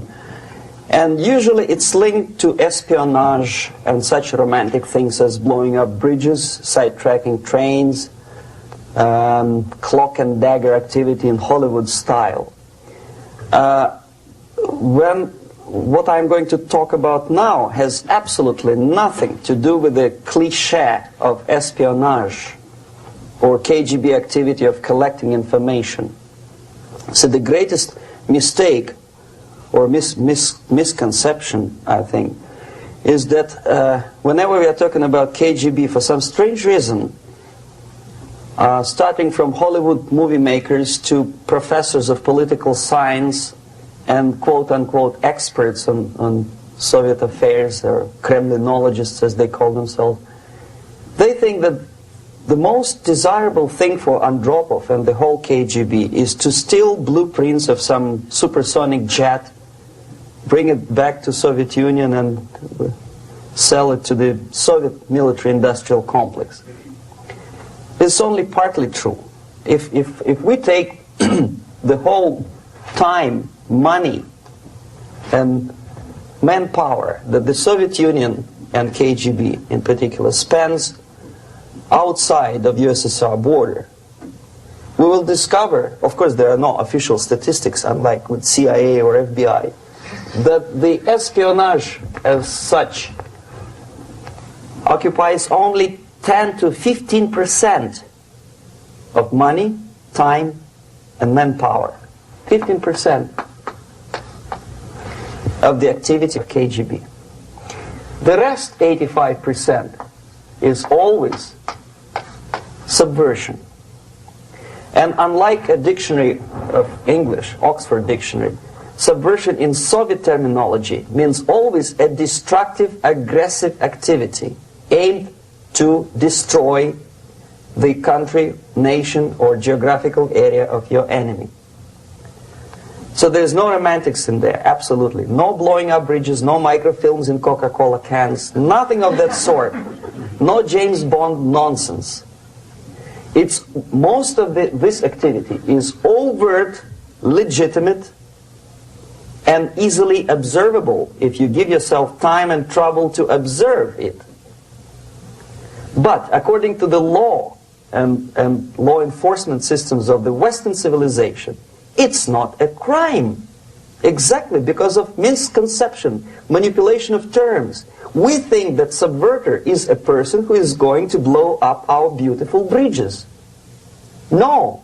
Subverter is a student who comes for exchange, a diplomat, an actor, an artist, a journalist like myself was 10 years ago. Now, subversion is an activity which is a two-way traffic. You cannot subvert an enemy which doesn't want to be subverted. If you know history of Japan, for example, before 20th century, Japan was a closed society.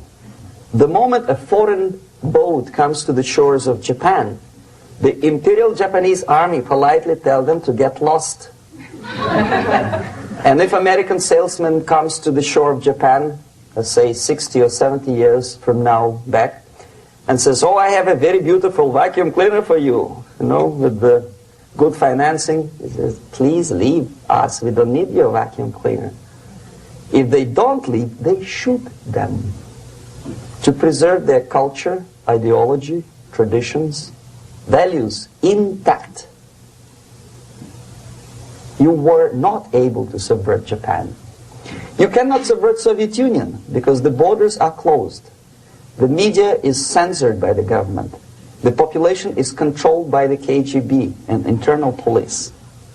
With all the beautiful glossy pictures of Time magazine and Magazine America, which is published by the American embassy in Moscow, you cannot subvert Soviet citizens because the magazine never reaches Soviet citizens. It's collected from the newsstands and thrown to garbage can. Subversion can be only successful when the initiator, the actor, the agent of subversion has a responsive target. It's a two-way traffic. United States is a receptive target of subversion. There is no response similar to that one from United States to the Soviet Union. It stops halfway somewhere. It never reaches here. The theory of subversion goes all the way back 2,500 years ago. The first human being who formulated the tactics of subversion was a Chinese philosopher by the name of Sun Tzu.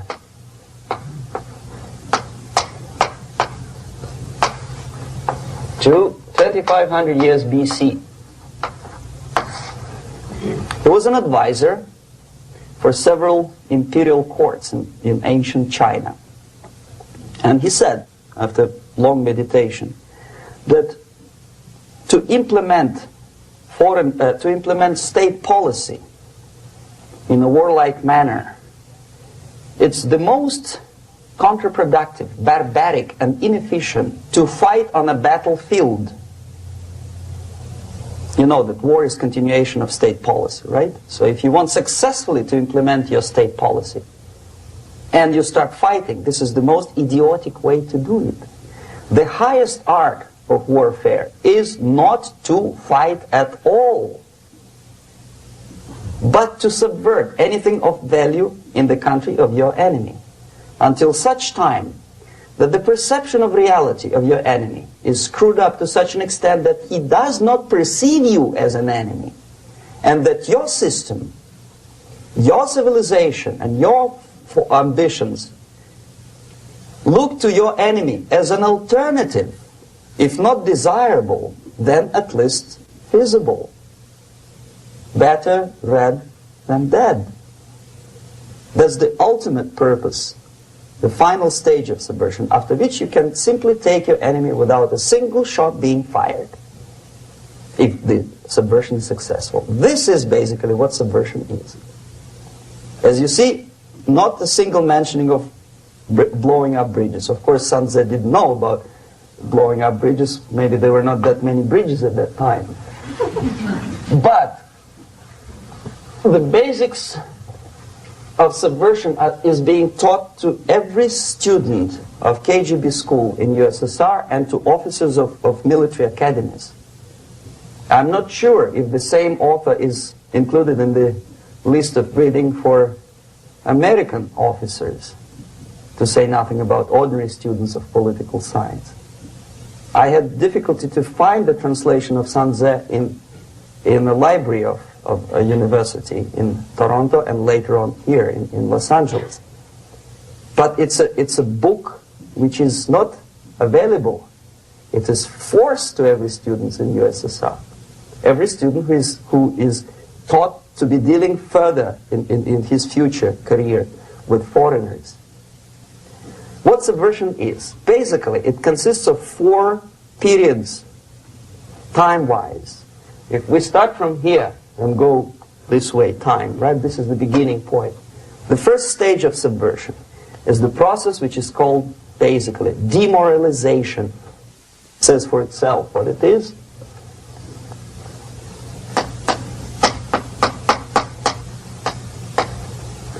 It takes from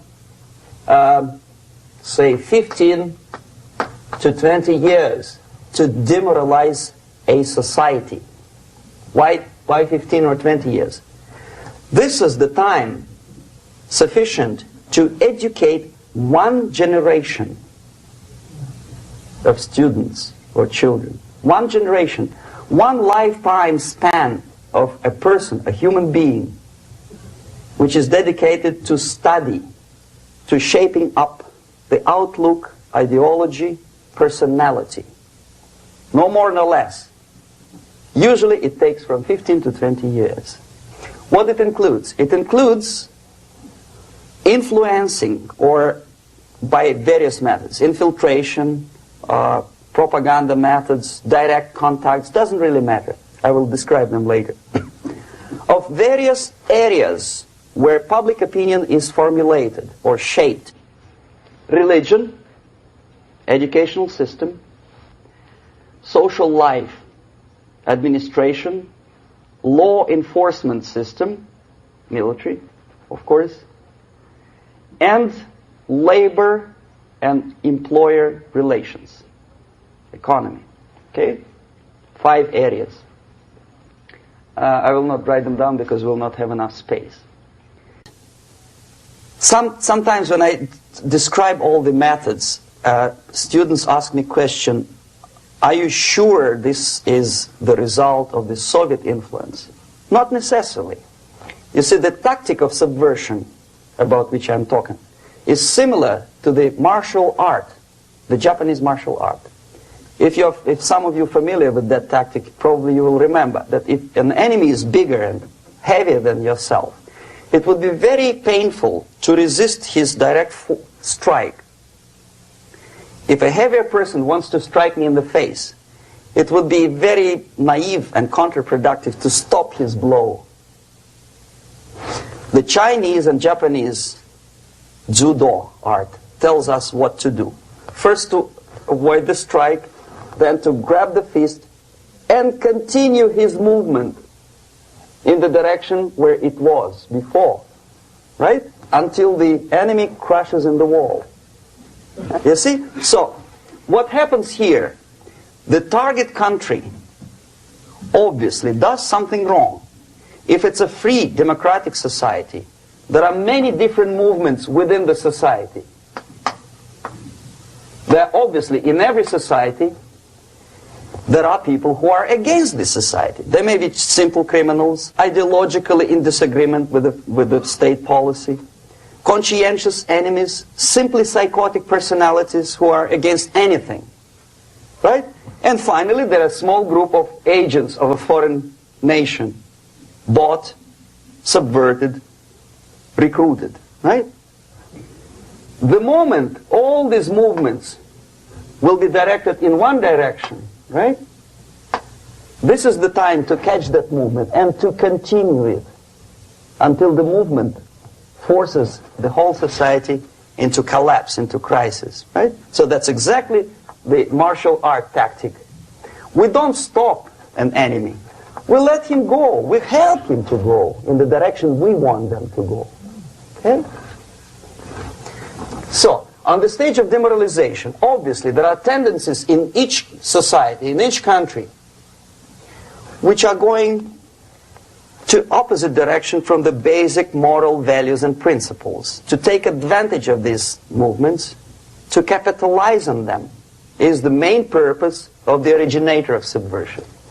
So we have religion, we have education, we have social life, we have power structure, we have labor relations, unions, and finally we have law and order. 1, 2, 3, 4, 5, 6. Okay? These are the areas of application of subversion. What it means exactly? In case of religion, destroy it, ridicule it, replace it with various sects, cults, which bring people's attention, faith, whether it is naive, primitive, doesn't really matter. As long as the basically accepted religious dogma is being slowly eroded and taken away from the supreme purpose of religion, to keep people in touch with the supreme being, that serves the purpose. Therefore, replace it, accepted, respected religious organizations with fake organizations. Distract people's attention from the real faith and attract them to various different faiths. Education. Distract them from learning something which is constructive, pragmatic, efficient. Instead of mathematics, physics, foreign languages, chemistry, teach them history of urban warfare, natural food, home economy, your sexuality, anything, as long as it takes you away. Okay? Social life. Replace traditionally established institutions and organizations with fake organizations. Take away the initiative from people. Take away the responsibility from naturally established links between individuals, group of individuals, and society at large, and replace them with artificially, bureaucratically controlled bodies. Instead of social life and friendship between neighbors, establish social workers institutions. People who are on payroll of whom? Society? No. Bureaucracy. The main concern of social workers is not your family, not you, not social relations between groups of people. The main concern is to get the paycheck from the government. What will be the result of their social work doesn't really matter. They can develop all kind of concepts to show to the government and to the people that they're useful. Okay. Away from the natural links. Power structure. Okay. The natural bodies of administration, which are traditionally either elected by people at large or appointed by elected leaders of society, are being actively substituted by artificial bodies. The bodies of people, groups of people, whom nobody elected. Never. As a matter of fact, most of the people don't like them at all, and yet they exist. One of such group is media. Who elected them?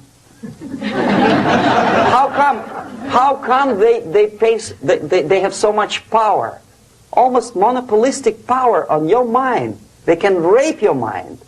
But who elected them? How come they have a nerve to decide what is good and what is bad for the elected by you, president, and his administration? Who the hell are they? Spiro Agnew, who was hated by the liberal left, called them a bunch of enfeebled snobs. And that's exactly what they are. They think they know. They don't. The level of mediocrity. In a big establishment like New York Times, Los Angeles Times, major television network, you don't have to be excellent journalist. You have to be exactly a mediocre journalist. That's easier to survive. There's no competition anymore. You have your good, nice income, $100,000 a year. That's it. Whether you are better or worse doesn't really matter anymore. As soon as you're smiling to the camera and do your job. That's it. No more competition. Power structure slowly is eroded by the bodies and groups of people who do not have neither qualification nor the will of people to keep them in power, and yet they do have power. Okay. Together with that, there is another process. Law enforcement, law and order organization and structure is being eroded. For the last 20, 25 years, if you see old movies and new movies, you can see that in new movies, a policeman, an officer of the United States Army looks dumb, angry, psychotic, paranoid. A criminal looks nice, kind of, well, he smokes hash and shoots the whatever drug, but basically he's a nice human being. He's creative. And he's unproductive only because society oppresses him. Whereby a general of Pentagon is always, by definition, a war maniac. A policeman is a pig, rude policeman. He abuses his power. You know? A generalization like that. The hatred, the mistrust to the people who are supposed to protect you and enforce law and order. Moral relativity. The Angelo Buono process lasted 2 years in Los Angeles. And yet there are still some lawyers who say, look, he's a nice character, as a matter of fact. There was some witness who said, also a criminal, who said, well, he's a nice guy. I asked him one day to burn a house of my enemy, and he wouldn't do it. He's a nice fellow. Erosion. A slow substitution of basic moral principles, whereby a criminal is not a criminal, actually. He's a defendant. Even if his guilt is proven, there is still a doubt. To kill or not to kill, to be or not to be. Thou shalt not kill, yes. But this line may not necessarily be applicable to a murderer. Thou shalt not murder. That should be the presumption, not that thou shalt not kill. Okay, labor relations. At this stage, within 15 to 20 years, we destroy the traditionally established links of bargaining between employer and employee. The classical Marxist-Leninist theory of natural exchange of goods. A person A has 5 sacks of grain and person B has 5 pairs of shoes. And the natural exchange without money is when they bargain between each other. And only with the introduction of the third force, C, an entirely third foreign stranger who says, no, don't give him 5 sacks of grain, give it to me. And you give me your 5 pairs of shoes, and I will distribute it accordingly. So that the economy will go. This is the death of natural exchange, death of natural bargaining. Well, trade unions were established 100 years ago. The objective was to improve working conditions and to protect the rights of workers from those employers who were abusing their right because they had more money. Objectively, at that time, initially, the trade union movement did work. What we see now is that the bargaining process is no longer resulting in the compromise, which is leading objectively to betterment of working conditions and increase of salary. What we see is that after each prolonged strike, the workers lose. Even if they have 10% increase of their salaries, they cannot catch up due to inflation and due to missed time. More than that, millions of people suffer from that strike because economy now is interdependent. It's intertwined like one body.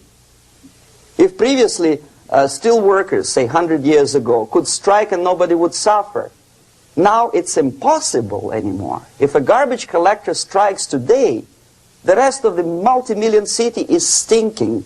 I mean, there's no more service.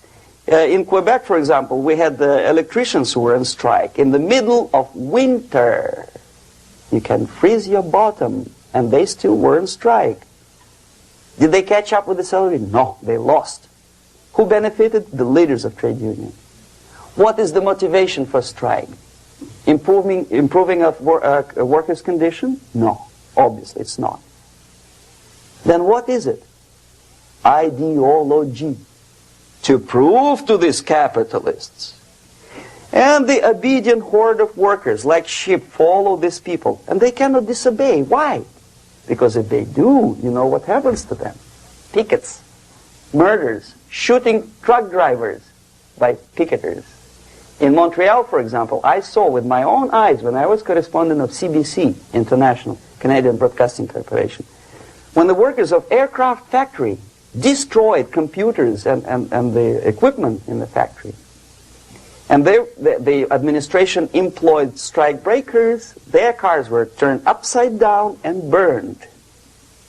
Their houses were burned. Their kids were intimidated. And some victims were there. Of that you can be sure. Why? To improve conditions of workers? No. Ideology. Okay, so this is what happens basically. It may or may not happen without the help of the Soviet Union.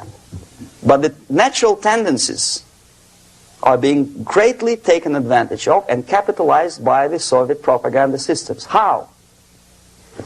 Whenever trade union strikes, we have influx of propaganda, mass media, ideological dissemination.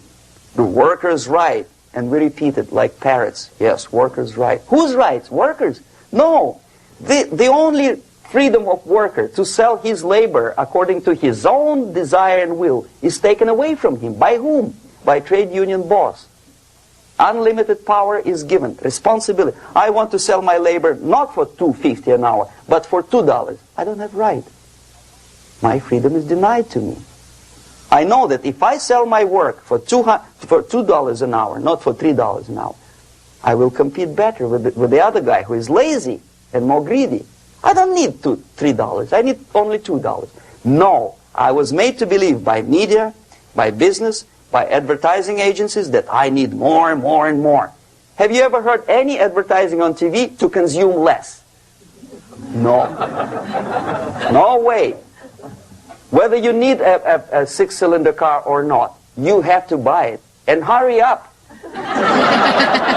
When I was driving here on the local radio station, an excited announcer said, "You hurry up, rush and save, save, save. There is a pantyhose sale."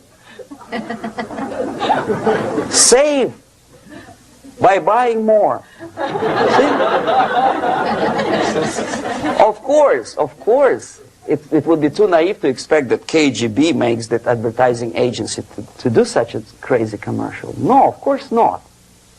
But what we did when I was working for Novosti Press, we would snow plow editorial offices, student organizations, religious groups with literature of class struggle.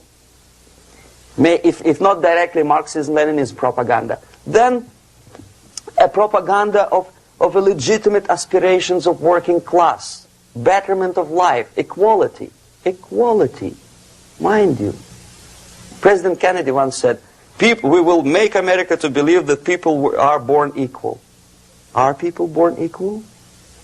Is there any mentioning in the Bible or any other holy scripture in any religion, if you don't believe me, go to the library and check it. There is not a single word about equality. Just the opposite. By your deeds, God will judge you. What you do is important. The merit of your personality. You cannot legislate equality. If you want to be equal, you have to be equal. You have to deserve it. And yet we build our society on the principle of equality. We say people are equal. We know it is false. It's a lie. Some people are tall and stupid. Others are short, bold, and clever.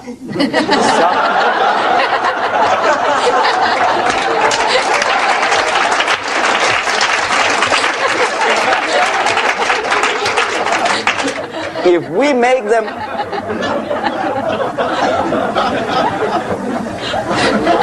we make them equal by force, if we put the principle of equality in the basis of our socio-political structure, it's the same thing as building a house on sand. Sooner or later it will collapse, and that's exactly what happens. And we, as Soviet propaganda makers, are trying to push you in the direction which you go yourself. Equality, yes, equality. People are equal. Land of equal opportunities. Is it true or not? Think about it. Equal opportunities. Should there be equal opportunities? For me, and for a lazy bastard who comes here from some other country and immediately registers as a welfare recipient, benefits. I never received a single dollar. No, sorry, I did receive once. But I never applied for welfare. For the 13 years, I took any job. Security guard, journalist, taxi driver, anything. Well, I was restless, but some people don't like it. They immediately. So why should we have equal opportunities? Why? The equal opportunity to excel. Equal opportunity in equal circumstances, yes, but we know people are different. To excel, yes, provided we reach the same level of excellency, perfection, which is hypothetical, distant future. Yes, maybe. But we know perfectly well that even with the best intentions, people could not be equal. Why should we have equality in the, say, legal system? Myself, I'm considering myself a law-abiding citizen, and a person who comes here to rob and shoot, say, the United States administration under Carter imported thousands of Cuban criminals. They were known criminals, yet they were accepted.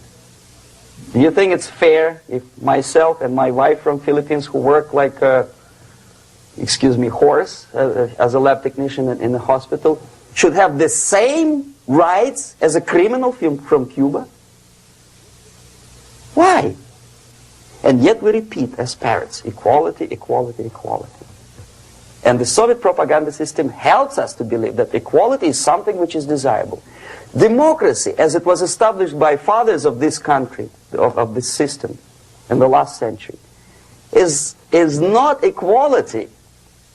It's the system where different people, unequal people, have a chance to survive and help each other in constant competition, in constant perfection, not in equality, which is superimposed from a godfather or a nice person in Washington, D.C. And the absolute equality exists in Soviet Union, quote-unquote equality. Everybody is equal in dirt, except some people are more equal than the others in Politburo.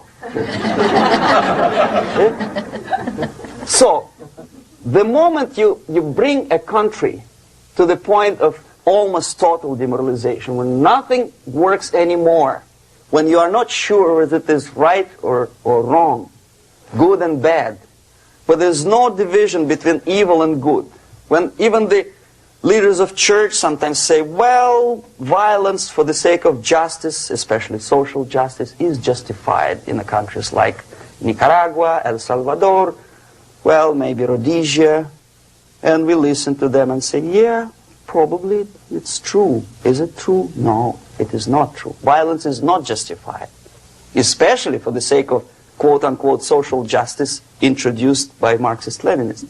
That is my former colleagues from Novosti Press Agency. Okay, so we reached that point. The next step is destabilization.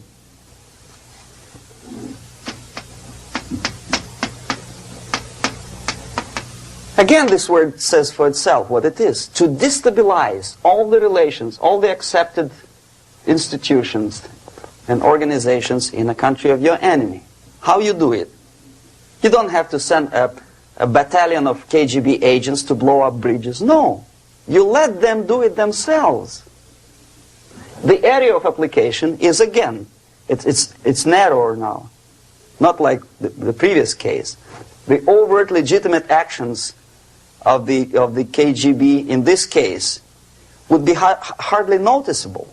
There is no crime if a professor who recently went to USSR introduces a course of Marxism-Leninism in a Californian college, for example. Nobody is going to come to his doorstep and say, okay, mister, come, you are under arrest. No, it's not a crime. It's not even considered a moral crime against your country. So the area of application here is narrowing down to economy, again labor relations, right? To law and order, plus military. And economy, law and order. Yes, and again the media, but wider scope, little bit different. I'll explain you later. Okay, basically 3 areas. Economy. The radicalization of bargaining process.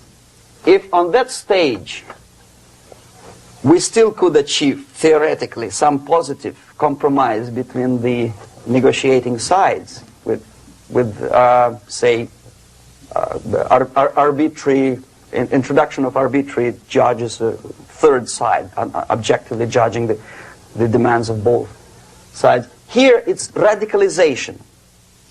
On the stage of destabilization, we cannot come to compromise even within a family. The husband and wife couldn't figure out which is better. Husband wants his kids to eat at the table, and wife wants a child to roam around the room and drop food all over the floor. They cannot come to compromise unless they start a fight.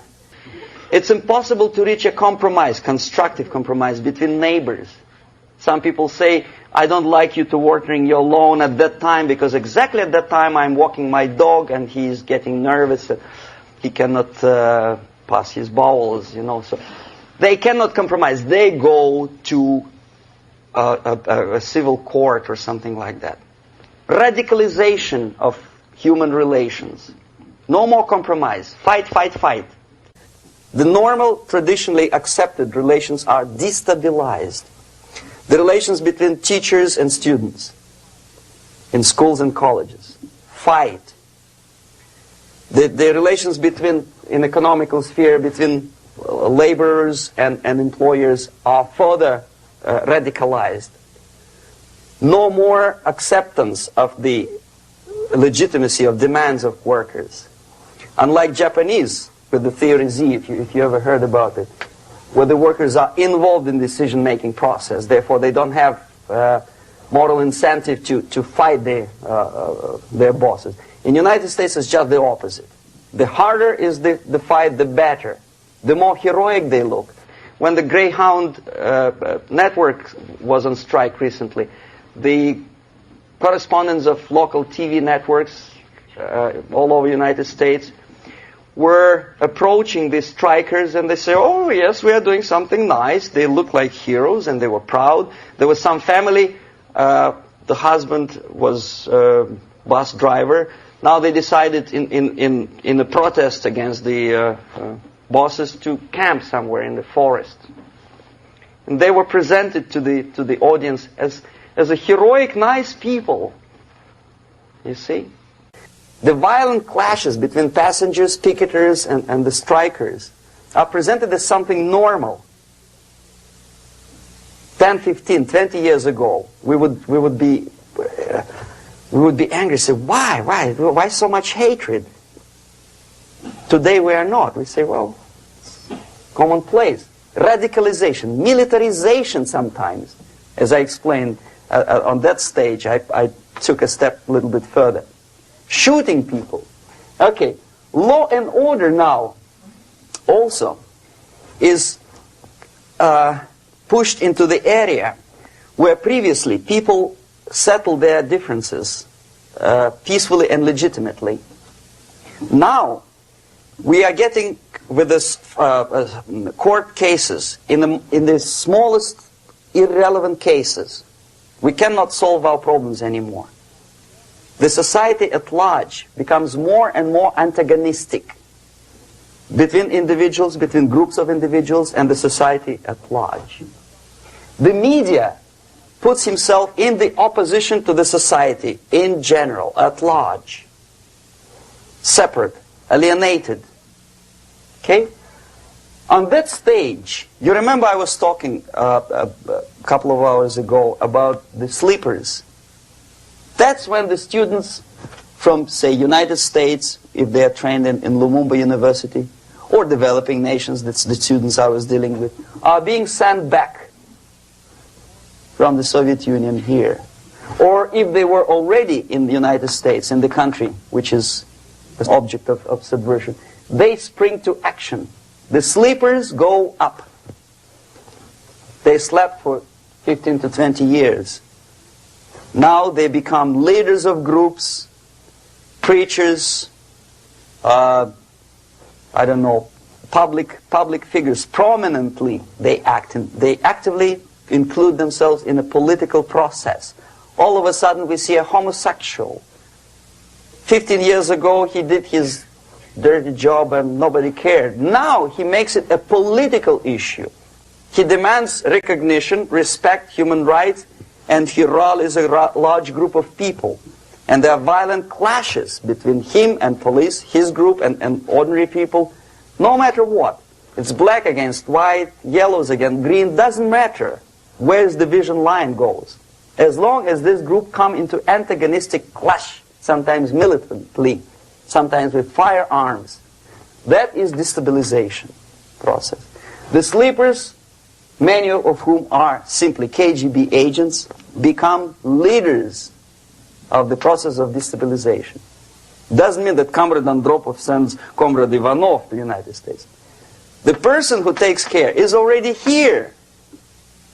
He is a respected citizen of the United States. Sometimes he gets money from various foundations for his legitimate struggle for, I don't know, human rights, women's rights, kid lib, prison lib, whatever. There are sympathetic Americans who donate their money to him.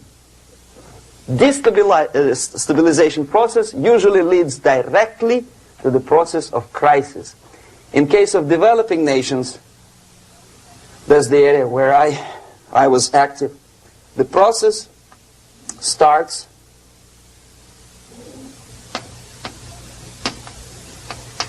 when the legitimate bodies of power, the social structure collapse. It cannot function anymore. So instead, we have artificial body injected into society, such as non-elected committees. You remember I was talking about them here. Social workers who are not elected by people, media who are self-appointed rulers of your opinion, some strange groups which claim that they know how to lead society forward. They don't usually. All they care is how to collect donations and sell their own concocted ideology, mixture of religion and ideology. Here, we have all this artificial body claiming power. If the power is denied to them, they take it by force. In case of Iran, for example, all of a sudden we have revolutionary committees. What kind of revolution? There was no revolution yet, and yet they had the committees. They were taking power of judgment. They had the power of execution, they had the power of legislation, and that they had the power of judicial. All of them combined in one person, who is half-baked intellectual, sometimes graduated from Harvard University or Berkeley. He comes back to his country and he thinks that he knows the answer to all the social, economical problems. Okay? Crisis is when society cannot function any more productively. It collapses, obviously. That's the word for crisis. So therefore, the population at large is looking for a savior. The religious groups are expecting a Messiah to come. The workers say, we have family to feed. Let's have a strong government, maybe socialist government, centralized. When somebody put the employers on their place and let us work. We are sick and tired of going to strike and missing overtime and all that stuff. We need some strong man, strong government, a leader, a savior is needed. Population is sick and tired already. And here we are. We have a savior. Either a foreign nation comes in, or the local group of leftists, Marxists, no matter what they call themselves, Sandinista, a reverend or some sort, Bishop Muzureva, like in Zimbabwe, doesn't matter. A savior comes and says, I will lead you. So we have two alternatives here. Civil war and invasion. Okay? See how it goes? Civil war, we know what it is. Lebanon is the best example. The civil war, which was artificially implanted in Lebanon by injection of force of PLO, Palestinian Liberation Organization. Invasion we had in many other countries like Afghanistan, name any East European country, it was invaded by the Soviet army. But the result is the same. The next stage is normalization. Normalization is a very ironic word, of course. It is borrowed from 1968 situation in Czechoslovakia, when the Soviet propaganda and after them New York Times declared the country is normalized. The tanks moved into Prague, so there's no more Prague Spring, there's no more violence. Normalization. At that stage, the self-appointed rulers of the society don't need any revolution anymore. They don't need any radicalism anymore. So this is the reverse from destabilization. Basically, it is stabilizing the country by force. So all the sleepers and activists and social workers and liberals and homosexuals and professors and Marxists and Leninists are being eliminated physically sometimes. They've done their job already. Okay? They are not needed anymore. The new rulers need stability to exploit the nation, to exploit the country, to take advantages of the victory. Okay? So no more revolutionaries, please. And that's exactly what happens in a number of countries. You remember Bangladesh? This is the crisis in which I was instrumental. First they had Mujibur Rahman. In 1971 he was the leader of People's Party, Awami League, with mustache like Stalin. He was in Russia many times. In 5 years he was shot by his former colleagues, Marxists.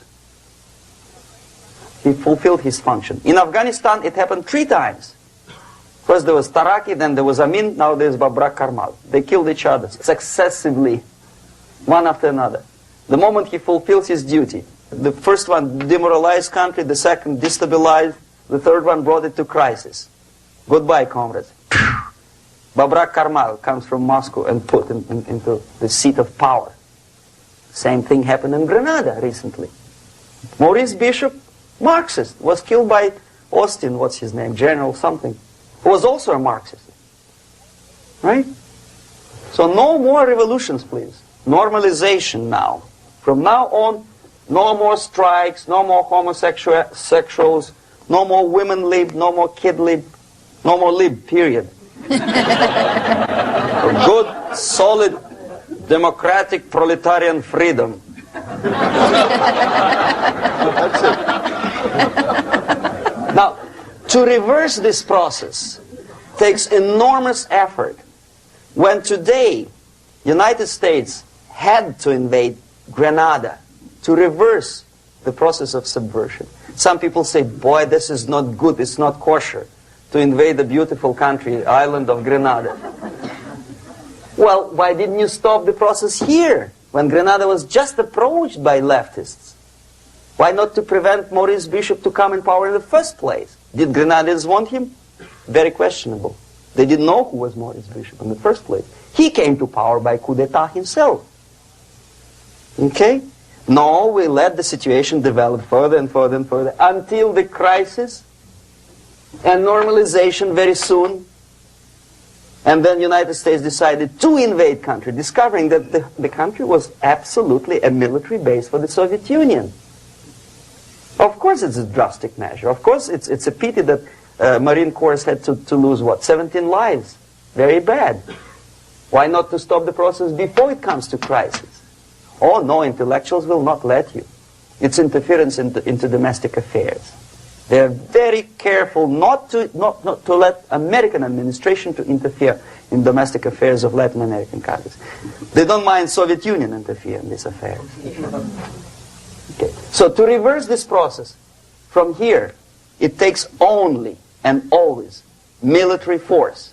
No other force on earth can reverse this process at this point. At this point, it does not take military invasion of the United States Army. It takes strong action, like in Chile. A CIA covert involvement to prevent the savior from outside to come into power and to stabilize country before it erupts into civil war.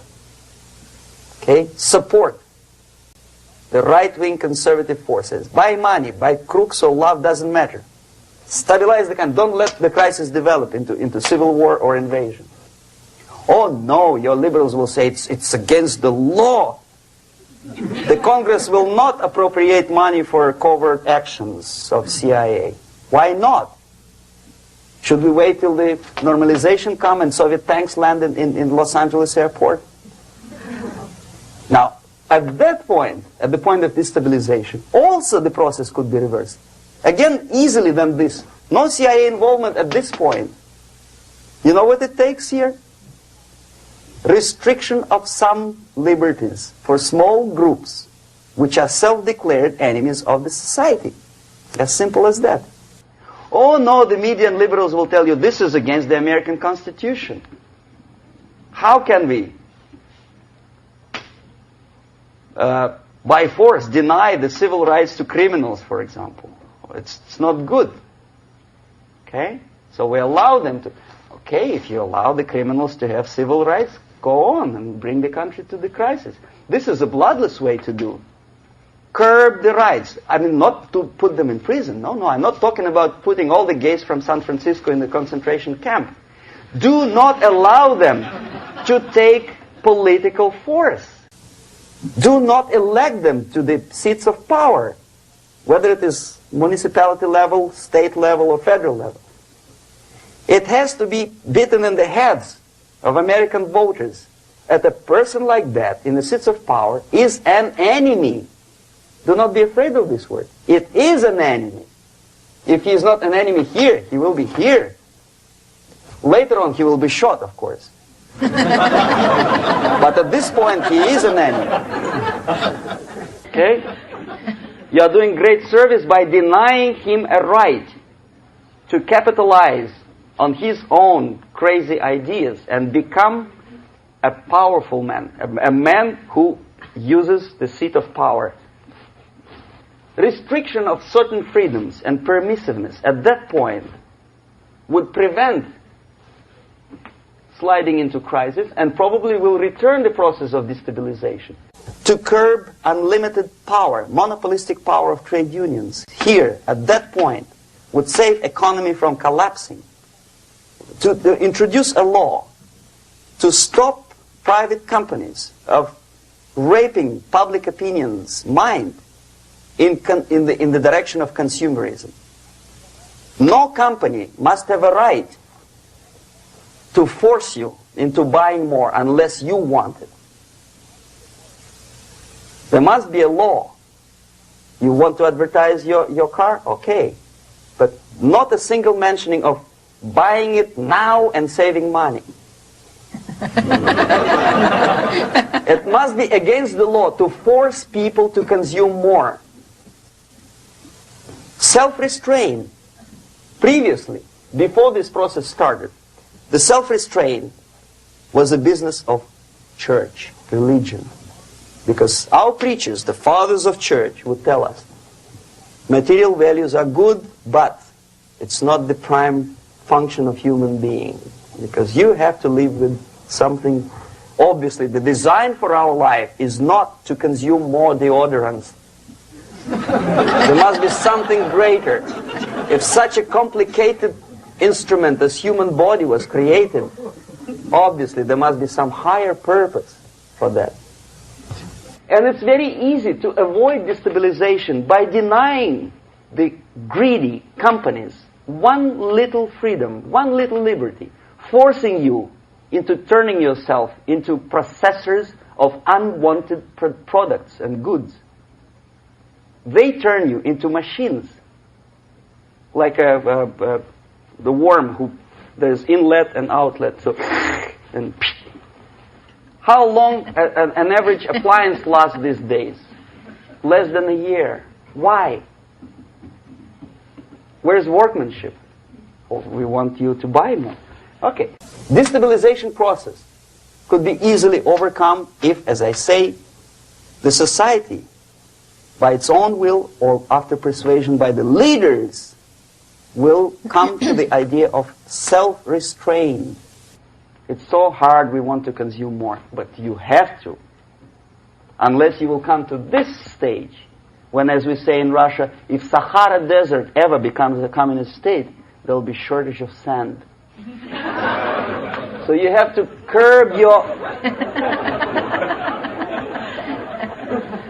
You have to curb your expectations at this point before it's too late. But no, we don't want to do it. Demoralization process. Again, it's the easiest thing to reverse. First of all, by restricting import of propaganda. The easiest thing to do.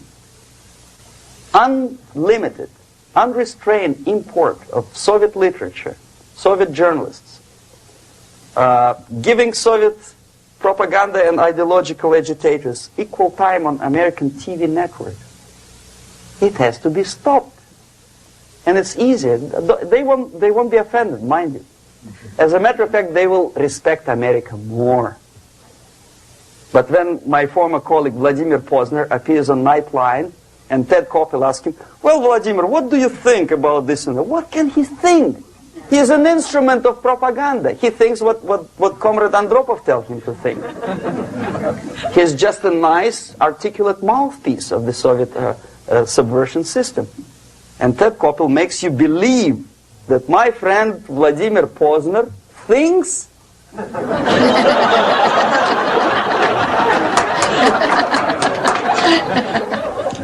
the process of demoralization may not have started at all if at that point the country, which is a recipient of subversion, actively, not violently, but actively, prevents importation of foreign ideology.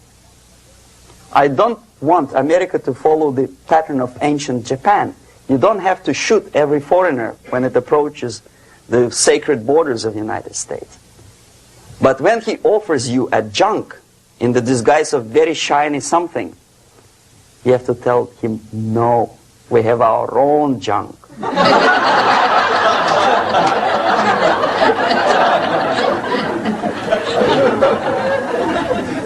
If at that point the society is strong, brave, and conscientious enough to stop importation of ideas which are foreign, then the whole chain of events could be prevented. Recently I've been to Philippines, and I was shocked how in big cities like Manila, children listen to deafening music.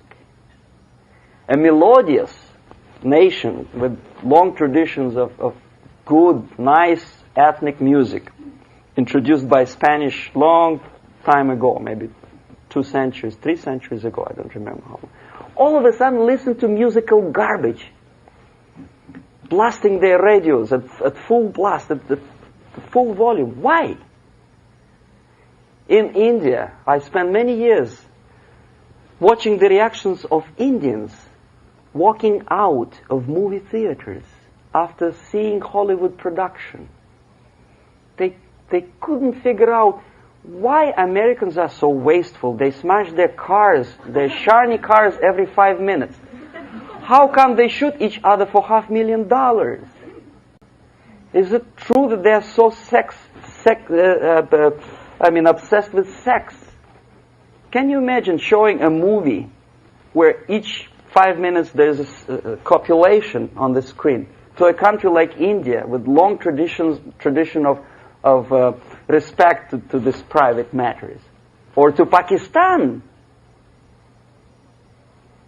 And United States expect these people to respect you? No way. Oh yes, they will see the movie, they'll pay 5 rupees to see that garbage, but they walk out and will tell their kids, don't respect Americans, don't be like Americans. See?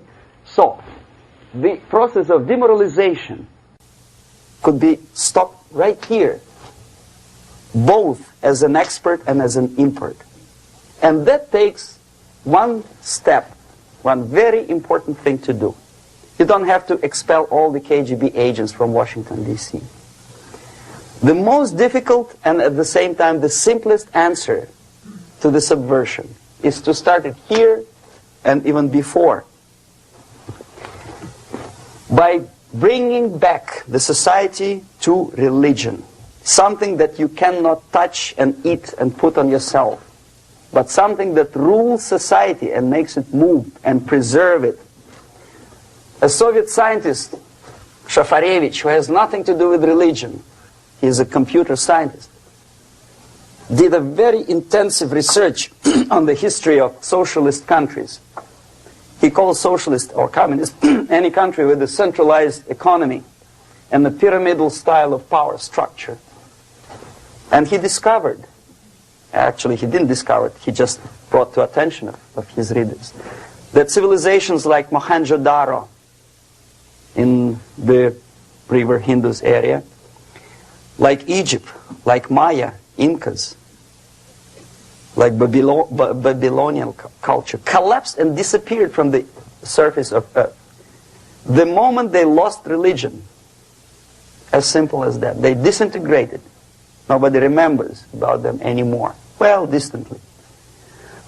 So, the ideas are moving society and keeping mankind as a society of human beings, intelligent, moral agents of God. The facts, the truth, the exact knowledge may not. All the sophisticated technology and computers will not prevent society from disintegrating and eventually dying out. Have you ever met a person who would sacrifice his life, freedom, for the truth like that? This is truth. I never met a person who said, this is truth and I'm ready to shoot me. To defend the truth. Right? But millions sacrifice their life, freedom, comfort, everything for things like God. Like Jesus Christ. It's an honor. Some martyrs in the Soviet concentration camp died. And they died in peace. Unlike those who shouted, "Long live Stalin," knowing perfectly well that he may not live long. Something which is not material moves society and helps it to survive. And the other way around. The moment we turn into 2 by 2 is 4 and make it a guiding principle of our life, our existence, we die. Even though this is true, and this we cannot prove. We only can feel and have faith in it. So the answer to ideological subversion, strangely enough, is very simple. You don't have to shoot people, you don't have to aim missiles and Pershings and cruise missiles at Andropov's headquarters. You simply have to have faith and prevent subversion. In other words, not to be a victim of subversion.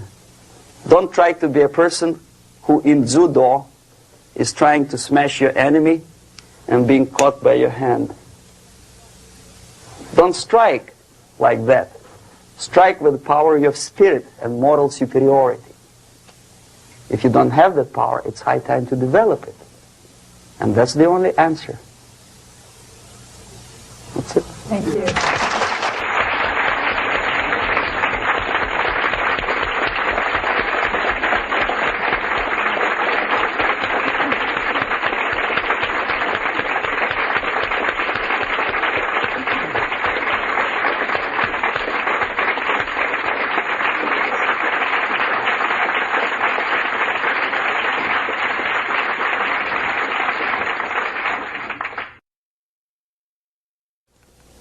Can you describe how a concept is formulated, turned into propaganda, and then ends up on someone's bumper sticker or in a newspaper? What's the step-by-step process? The other thing is, how close is the Politburo to the actual propaganda creating process?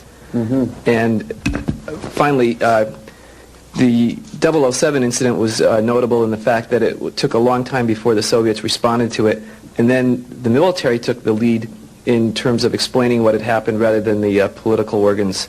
And I wanted to know why that actually happened. Mm-hmm. Okay. Now, the propaganda concepts are not being developed. They had been developed long time ago. There's nothing basically new in the concept of overall propaganda methods and goals. The ultimate goal, however ridiculous it may sound, or primitive or simplistic, is the world domination. Many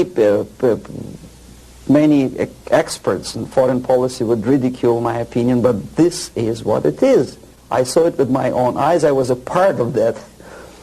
So, and my father was, I think I mentioned that before, he was an inspector of land forces. He traveled all over the world where the Soviet troops were stationed. So he knows perfectly well that the troops are not stationed there to collect harvest for Cubans or to help Afghanis to develop the hordes of cattle or goats. They are there for one purpose, world domination. The concepts, the immediate issues or problems are created, of course, for propaganda purposes, and they end up as a bumper stickers, probably not long. It takes really short period of time. Unlike some other things in the Soviet system, propaganda is one of the things that they don't save money on. And there is a huge apparatus of propaganda experts in USSR. Novosti Press Agency is just one of them, one of the organizations. But apart from them, there is a Department of Agitation and Propaganda within the Central Committee. There are faceless people, names of whom you will never learn. They are kind of classified. I didn't explain you the methods today because it will take us another day. The methods include such thing as semantic manipulation. The words and expressions are being coined at the rate of 5 expressions a minute by extremely clever, educated experts. And the media outside of USSR obediently repeats this cliché. I give you just several examples, not to take your time, not to bore you to death. Okay, I mentioned one thing, United Nations. The expression was invented by the Soviet propaganda experts, not by Americans. We know perfectly well it's not united and it has nothing to do with nations. More than half of the delegations in UN do not represent any nation at all. They are disunited, obviously. The United Nations had not been able to solve a single military conflict. Nowhere in the world. They provoked war, yes, they took part in wars, but they didn't prevent expansion of communism, or they did not prevent a single war anywhere. So the true expression, the true term for United Nations could be disunited bureaucracies. Okay, another cliche which was coined in Moscow by experts of propaganda. National Liberation Movement. It's not national because most of the leaders do not necessarily belong to the ethnic group which they lead, number one. Number two, they are unpatriotic and unnationalistic because they obey orders from a foreign country, USSR. Okay? They are trained in USSR, they are paid by the Soviet system, and they work in the interests of the Soviet system. Liberation, whom they are liberating, who is being liberated. And movement. Movement, we understand, is something which moves, unlike something which is static. National liberation does not move. It's a war. If you call war a movement, probably. But it has nothing to do with the concept of movement in American terminology. It means a legitimate, overt, organized, voluntary movement. Right? I presume your church or your organization is voluntary. Nobody keeps you here by force. Okay, National Liberation Movement is an army of bandits, professional bandits, which are kept within the framework of the movement by force. If they betray, it's like in mafia, they are going to be executed. Okay, another example of semantic manipulation is, free medical aid, for example.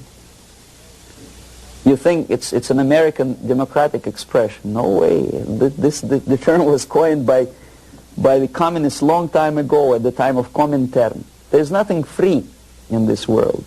Everybody knows it. Least of all medical aid. It's a very expensive thing to render medical assistance to other people. Somebody, sometime, somewhere has to pay for it. Who? Taxpayer. Obviously. There are many other things that are being coined by the Soviet propaganda apparatus. Unfortunately, see, if I call myself a genius writer, for example, Los Angeles Times would not call me that, right? They will call me a strange, crazy Russian who calls himself a genius. Then why the hell they call liberation movements what they call themselves?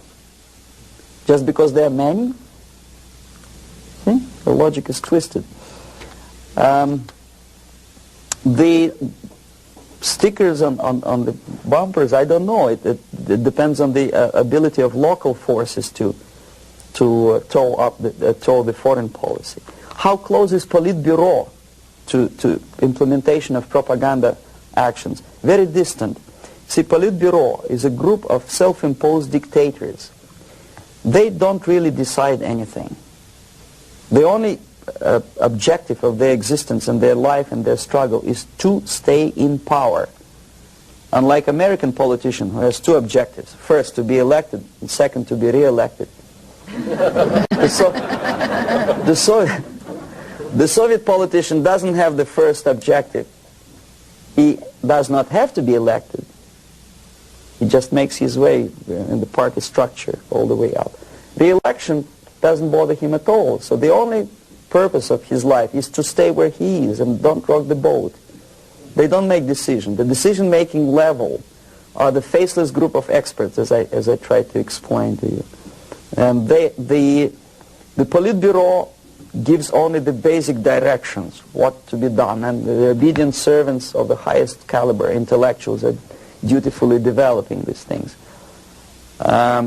Some independently thinking progressive academics in the United States think that come socialism they will be able to preserve their integrity and independence. It's wishful thinking. They will become obedient servants of the system that they are trying to force upon you. The Korean airliner incident, from my viewpoint, is not an incident at all. I believe it's a carefully planned and premeditated provocation. I'm not sure whether they did it. They killed 268 people just to get rid of Larry McDonald, but it's feasible. I wouldn't be surprised if they killed more than 60 millions of their own men just to implement rotten ideas of Marx and Engels. You know, what would 268 people matter? Second, it is not a military blunder, and the order was not given by military. Never a single military officer of the highest caliber will take responsibility to shoot a civilian airliner. My father was an officer of general staff of the Soviet Army. I know perfectly well what I'm talking about. No officer would take responsibility. He'll be shot tomorrow. Are you kidding? The order was given by a civilian, by party apparatchik of the highest caliber, and I wouldn't be surprised it was Andropov. In any case, Andropov knew perfectly well what went on. The Soviet power structure resembles a triangle, unlike a love triangle in real life drama. It's a hate triangle. The seats of power are party, Communist Party, elite, of course, not the rank and file party, but the top of the pyramid. The KGB and the military. They hate each other, and each of them hate the other two. The most powerful is the party. This is the real power. The army and the KGB supposedly are servants of the party and the tools, the instruments of their power. But in fact, sometimes they are the power themselves. Andropov belongs to the most hated triangle, the KGB. My father hated KGB because he was military. Both of them, KGB and military, hate the party. Why? Because unlike in the United States, the party is the most adventuristic people. They want to invade countries. They give the orders for all kinds of adventures outside of USSR borders. They know perfectly well that comes war, they will go to bunkers and eat caviar and enjoy life, whereby military will burn in flames of nuclear war. Marshal Grechko was against invasion into Czechoslovakia because he knew that he will have to demoralize his army. And the first two divisions, after facing the reality and seeing that Czechoslovakia is not being invaded by Americans, will get corrupted. So you have to replace them with other two divisions. And if you stay long enough, you will corrupt the whole Soviet army. He said, no, don't invade Czechoslovakia. But Comrade Brezhnev said, who the hell they are? They think they deserve more sausages and butter. They'll show them tanks. So he did, he obeyed. The KGB, the KGB and the army sometimes are in cahoots against the party. The recent rumor that Andropov was shot by son of Brezhnev is an indication that the other two corners of the power structure were really sick and tired of the Andropov's KGB purges. You know, there were purges. Many people lost their jobs, and some were arrested, and some committed suicide in the span of some 10 months since Andropov was sentenced to power. So that gives you an idea of the Korean airliner incident is premeditated provocation to create an international tension, because the only power on earth which is interested in provoking conflicts and preserving tension is the Soviet junta. That's the only justification of them being in power. If there is no enemy outside, they have to create him. If there is no war, they have to provoke it, to scare the hell out of taxpayers inside and to keep themselves in power. There are so many theories. One of them is expressed by, I wouldn't say a friend of mine, but I know him. There's another defector, Nikolai Khokhlov, who defected long time before I even joined KGB. He was also a KGB in Western Europe. Now he teaches psychology in one of California universities. He thinks that the Soviet Union developed an ESP, would you believe it, system of influencing the perception and minds of people. And the generators of ESP willpower can be focused on individuals and groups of individuals so efficiently that you can literally focus that beam or whatever it is on a pilot or two pilots or three pilots and convince them that actually they are flying on the safe territory, so there is no need, you can convince them that there is no need to contact the ground-based station, and you can artificially draw the plane by brainwave into the Soviet airspace. Whether it is true or not, I don't know.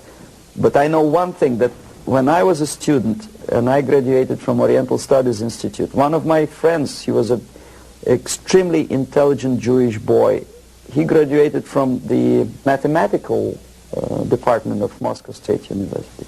After 3 years, I returned from India for vacation, and I met him in the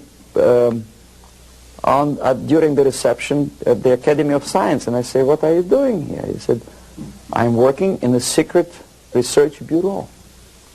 You know, the secret, which means basically defense industry, they don't have addresses, they have post box numbers. And I say, is it that much secret that you cannot tell me what you research? He said, "You wouldn't believe me, brain waves." And I never saw him again. Brainwave. ESP, which officially in the Soviet media is described as a pseudoscience and decadent capitalist gimmick to sidetrack the minds of proletariat from the real issues of class struggle. But obviously KGB takes seriously that pseudoscience.